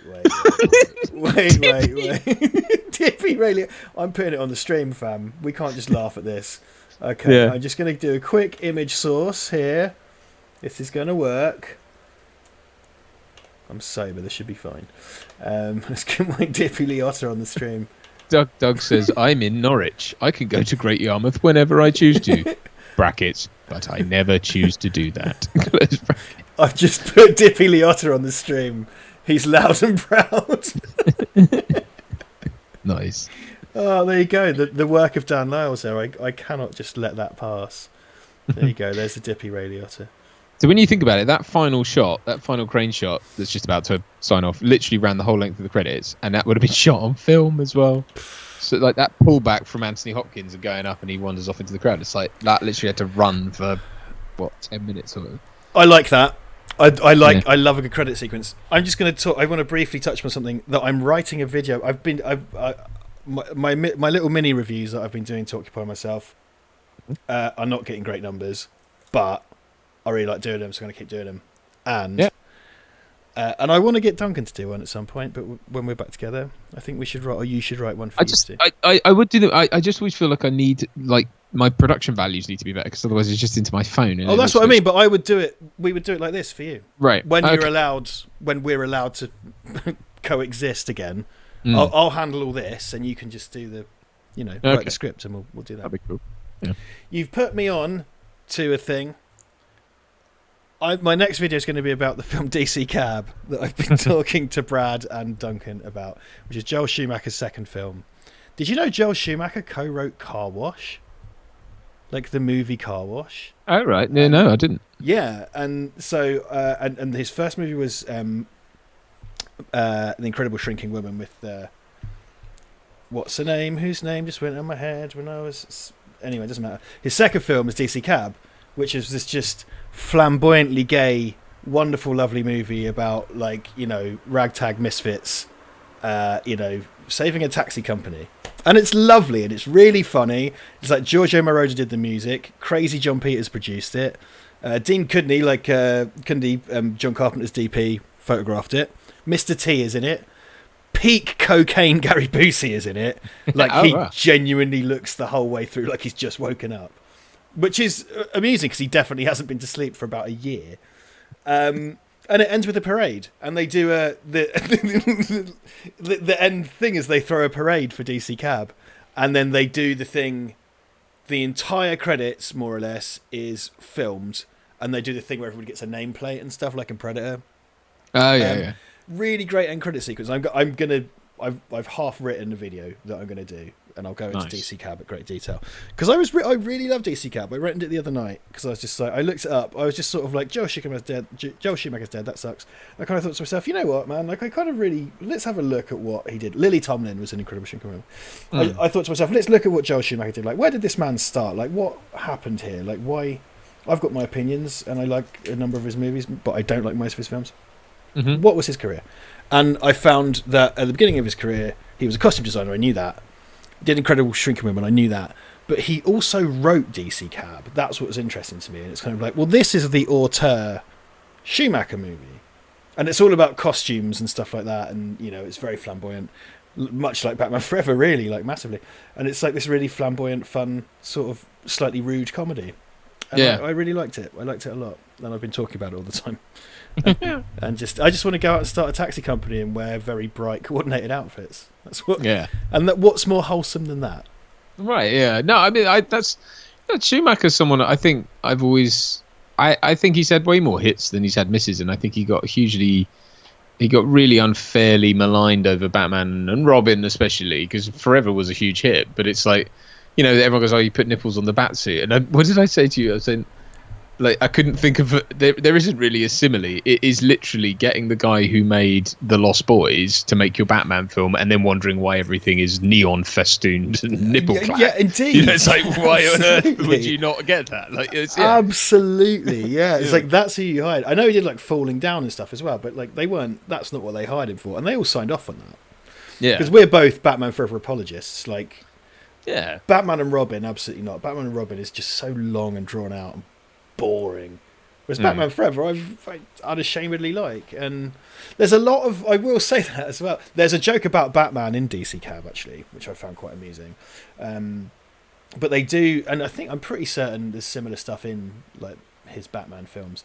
But DC Cab has lots of brightly costumed weirdos on a street, and then they do kind of crane up, which kind of comes from, like, definitely Schumacher was informed in those kind of more flamboyant moments of his career, was informed by classical Hollywood musicals. I absolutely see that form in it. Like, but when he's doing like Falling Down or A Time to Kill or like Phone Booth, they're totally competent thrillers. Falling Down, in fact, is an excellent film. It's really like and it does show. I've used Schumacher as a punch bag a lot, as a punch line. Many times, but the dude had a fucking varied career, and he totally knew what he was doing. And you know what, he was taking paycheck jobs, and that's the thing I always used to say when I was younger, is kind of like, who's a hack, it's like, fuck, I wish I had his career, Jesus Christ. Mate, I mean, as far as I can tell, of all the films of his that I've seen, and admittedly I haven't seen all of them, he made one objectively bad film, and that's because he had it wrestled out of his hands anyway. He was told to make toys. And so, as far as I'm concerned, like, I don't think, I'm not a massive fan of The Lost Boys. It falls into the kind of Highlander category for me, but it's still a very well-made film. Like, I think he made it well. It's not my thing. But the kind of romantic vampire, like, MTV music video thing is just not my bag. But and that's Lost Boys is the one that people, because it's it goes in that bracket with kind of 80s classic. That's the one people fucking worship, isn't it? Is Lost Boys. It gets put on a pedestal, which I also, like you, I don't hate it or anything, but I don't put it on that pedestal. It's just not my tempo. That's all. It's not my tempo. It doesn't mean it's bad. It just means it's just not my tempo. But yeah, I mean, that's what I just think. He gets so much crap over Batman and Robin, and it's like, yeah, but dude, but that wasn't really. I mean, he said himself, didn't he? He said, look, I apologize to people I disappointed with that film. I was directed to do a lot of stuff, but he goes, I went in, I was a grown up, I signed off on it, I went in with my eyes open. I can't blame anyone else. Fair play to him, but.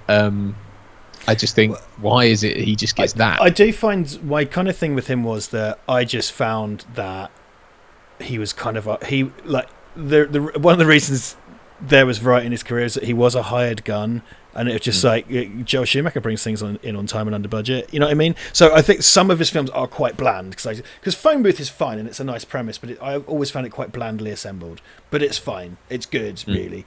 Where and as much as I love Falling Down, and I really do love that film, I just sort of feel like if that had a more interesting director, it might be a more interesting movie. I don't want to, because I think the really disrespectful thing to do when someone dies is to walk entirely back what you said before, and I'm not going to do that. I think that's the truth. No.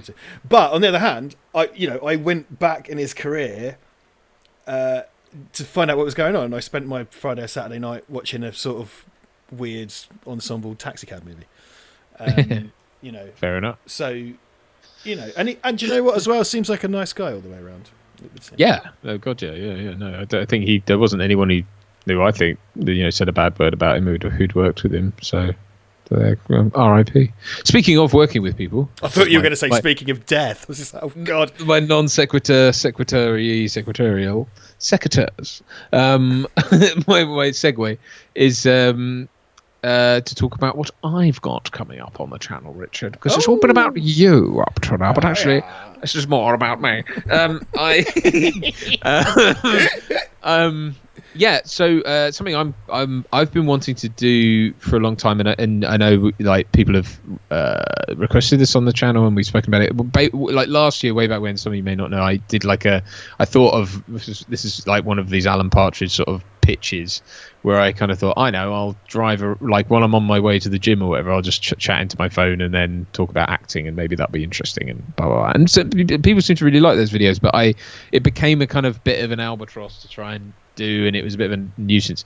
But one thing that came out of it is that I really wanted to be able to add value to our channel by talking about, firstly, our experiences in the film industry and drawing on those as a kind of resource, but also talking to all of the people, all the amazing contacts and stuff that we both have, to kind of bring other people's experiences and stories and stuff. Because I do think, one thing, again, another thing that I've found a lot of comments from people. For example, people have said to me, in earnestness and seriousness and with nothing but good intentions in their heart, but they'll say things to me like, you should audition for Doctor Who, or you should audition for James Bond, and why don't you?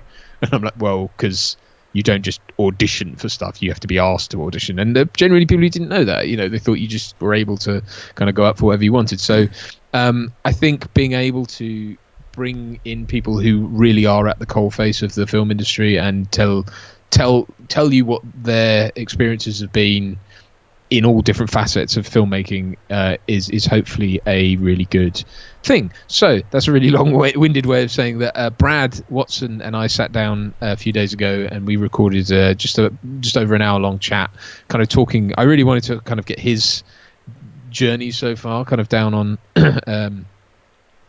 recorded and out for you guys, so that kind of what his story's been and how he got his start in the industry and what his journey's been like and what where he's going right now, and just to give you a really kind of realistic idea, because everyone, I think a lot of our audience are if not cinephiles, they are into cinema and they are into a lot of mainstream cinema, and there's nothing wrong with that. Richard and I certainly are. Brad is as well, but there is an awful lot of filmmaking that goes on that just people don't know about. And it's still stuff that gets sold and still ends up on Netflix and still ends up all over the place. But it's there's a huge that's like the industry, that's the coalface, that's going on all the time, and people are having careers even though they're not necessarily right in the public limelight. So that was kind of a lot of what came out of chatting with Brad, and hopefully that'll give you some ideas. And I'm probably prattling on, but you know what I mean. So I'm trying to that stuff's been really successful so far for us. Yeah, and I think you've been talking about that for a while, and like I want to watch that. Well, you can, because it's on. I've uploaded it. Yeah. But I want to do this, and I'm going to do it with like people like Mark. I've already signed him off on that. I would like to speak to my friend Ben, who's a producer. My friend Martin, he directed Wicked Witches. Or Witches Dumpling Farm. There are people like my excellent friend Charlie Statler, who directed Microsoft advert I did back in the day. He's an incredibly funny guy. He also goes back to like Hollywood. He directed a film called Dead Fish with Gary Oldman in it, and Robert Carlyle, and people that didn't get much of a release here, but you can get it.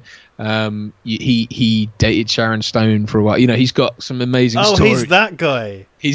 I was chatting to him last night on Facebook. He's hilarious. Okay, bless him. He's amazing.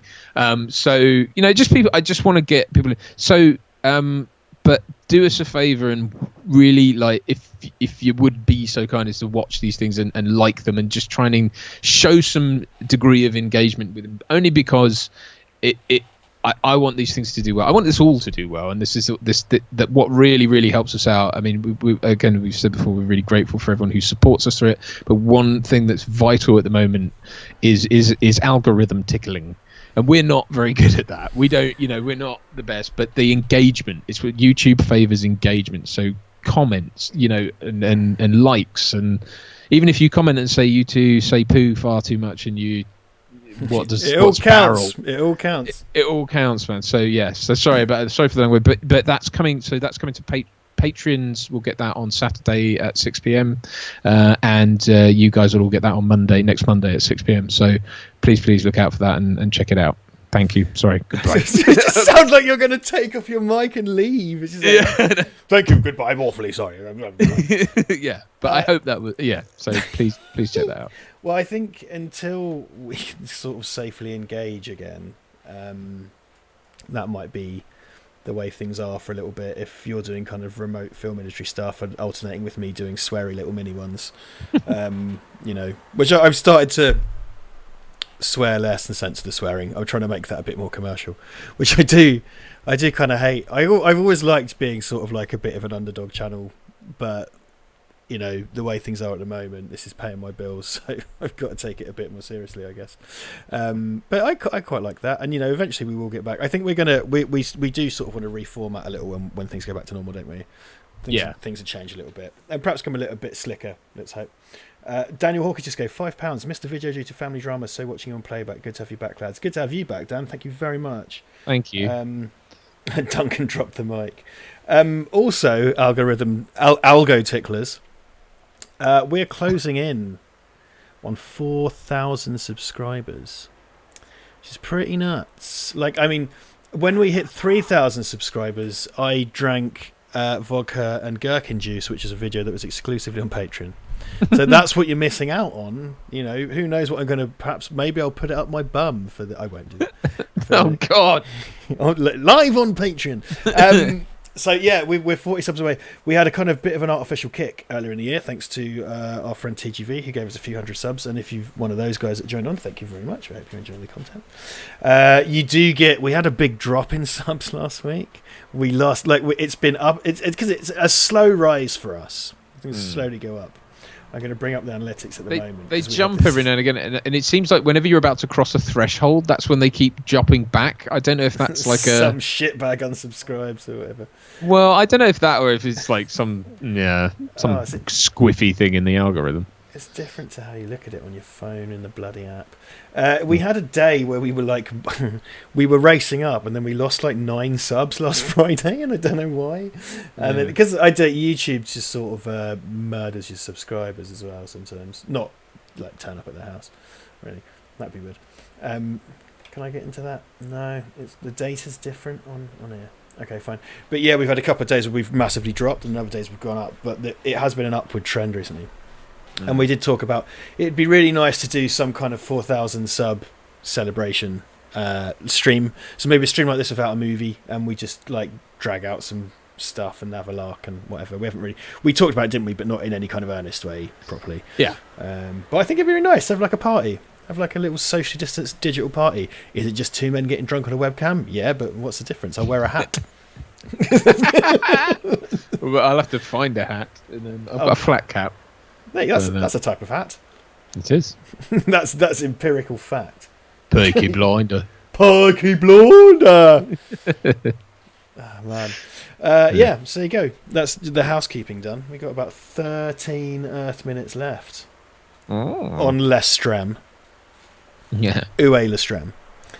Josh72456. I've read the first 3 Hannibal books. Have you guys read any of the books? I haven't. You haven't either, have you? I started reading Red Dragon, but I never finished it. So, and that was a long time ago. I think 20 years ago. Yeah, I was never that bothered, if I'm completely honest, to go check them out. It's not something I really like. Silence of the Lambs. I think I said earlier in the stream, I'm not crazy about the extended Hannibal universe. I'm just not that bothered. Is what I don't think it's got the legs that people try and give it. Although again, like I said, I think the series was very good, but it was again probably people want it to come back, and I'm kind of like I think my problem with the series was it didn't clip it suffered from when a story for a series isn't sort of rich enough when it's you get those filler episodes, and you might see the first 2 episodes because that's what they come out back to back on the opening night, and then there's that drop off 3, 4, 5, 6, and then maybe it picks up again, and then there's something exciting happens mid-season, and then it kind of goes away again. It was right. It was a bit like that, but very stylish. I mean, I will say that it was very The visuals and everything were incredibly dense and rich, and it was, I think, done. It was opulent for a reason, which was because that's the kind of what Hannibal's world is like, and there's lots all of the marketing was like that, wasn't it? It was him in front of like sort of a heavy-looking curtain with an expensive desk or whatever. There's lots it was of that, stuff or it's there. like vast sort of platters of food, and just decadence and that kind of stuff. Yeah, it was. I mean, it's fine. I mean, it's fine. I don't think it. And the acting's very good, and generally, I think the writing was very good for it as well. With the possible exception of Eddie Izzard, sorry, but that definitely worth checking out. I would say absolutely. It's a great. It's good to watch, but it's also a great sort of addendum to the films. I think they're a solid trilogy. I think Silence of the Lambs, Hannibal, and Red Dragon are pretty solid films. I know there's because for me growing up, it was always Silence of the Lambs was like the first one. Manhunter was never really, because I didn't really know about it. I don't really think Manhunter was a separate, an attempt by a completely separate creative team, a different director, a different auteur director, and different money. Yeah. And their version didn't pan out. So I never felt like I'd missed the first of the series when I found out about Manhunter. Put it that way. Yeah. I mean, it is the first part of that story, but it's done completely differently by different people.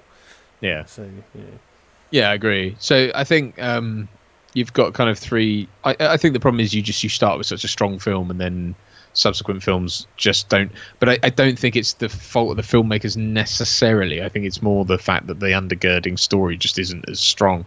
But then Red Dragon, maybe that's not true of Red Dragon. I think the failings you could level at Red Dragon maybe are the filmmaker. I don't know, but I still think Red Dragon is a good film. I just don't think it's not as good as Silence of the Lambs, but I think it's still a good film.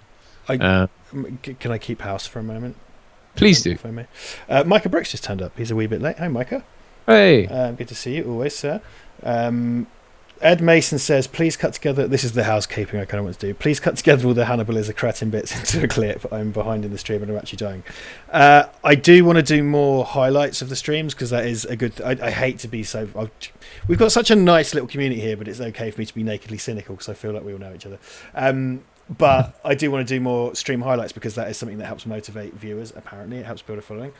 So if you've got any favourite bits from any streams, just tell us, comment, say, go get that. If you've got a time code, that's even better. That helps. But yeah, I'll try and get the Hannibal as a cretin bits out if I can.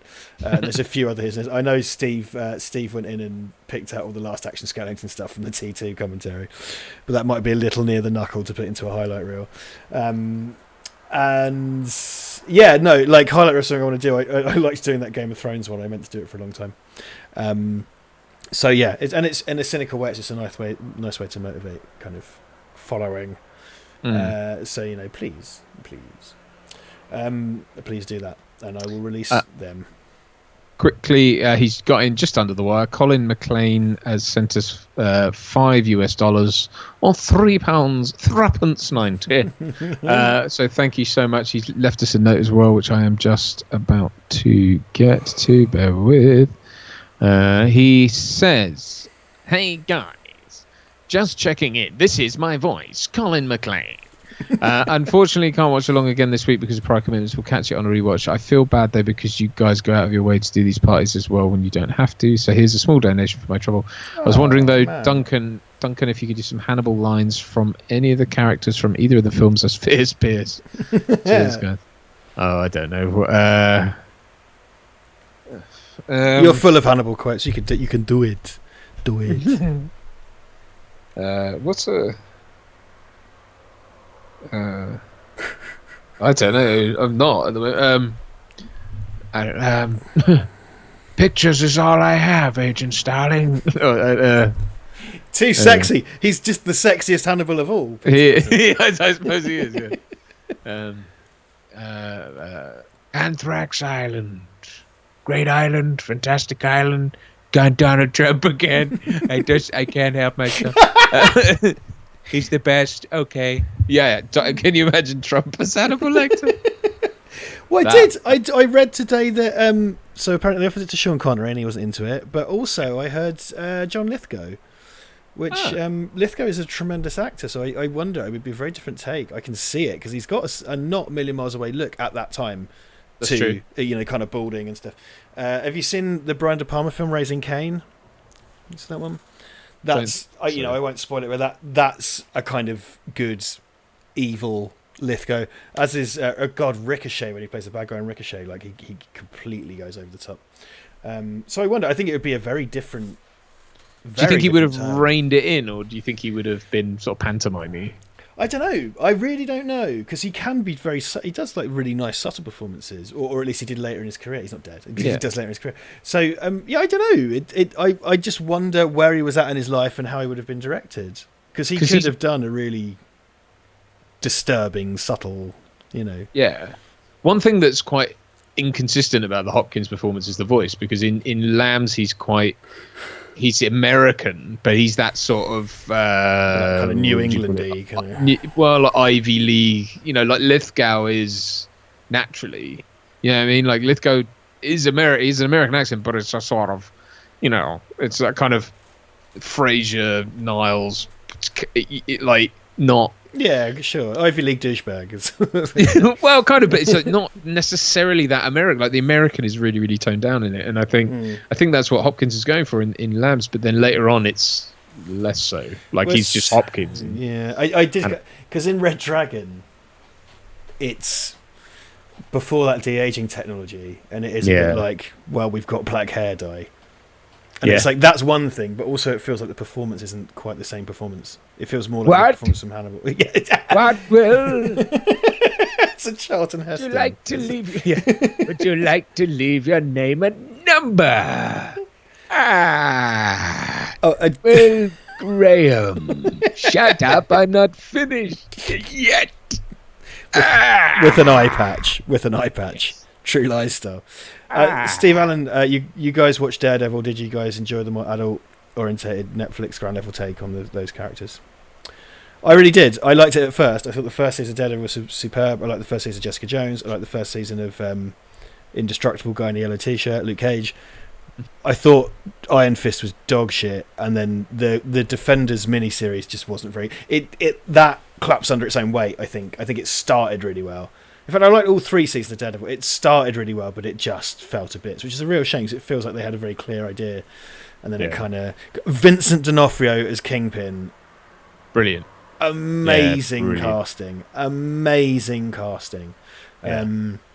And he's again, he's kind of lectury, because they go for that sartorial thing with him, don't they? That's King Wilson Fisk is supposed to be a refined kind of dude, but he's physically imposing though. Whereas, I mean, like when he fights, he is brutal. Like when you finally see him unleashed, he's like, whoa!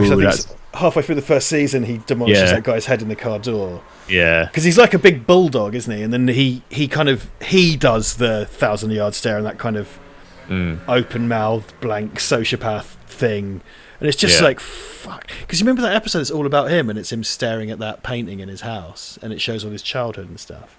It's like, fuck. I mean, I've always rated D'Onofrio.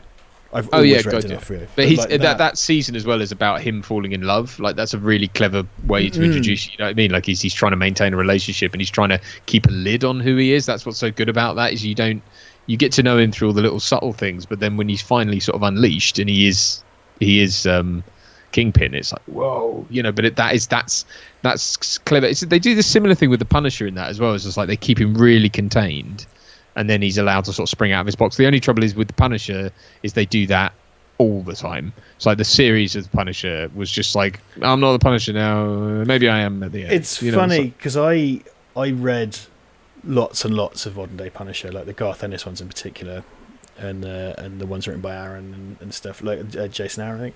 Like they're really good, and with the late great Steve Dillon, like they're really good. And I don't really read American comics, and definitely not Marvel or DC particularly. And those, so I read the whole years-long Garth Ennis run of Punisher. Really liked when he was in Daredevil. I haven't watched a single minute of the Punisher TV show. And I feel like I should have done. It's not as good, man. It's a shame. I mean, I think Bernthal is fine.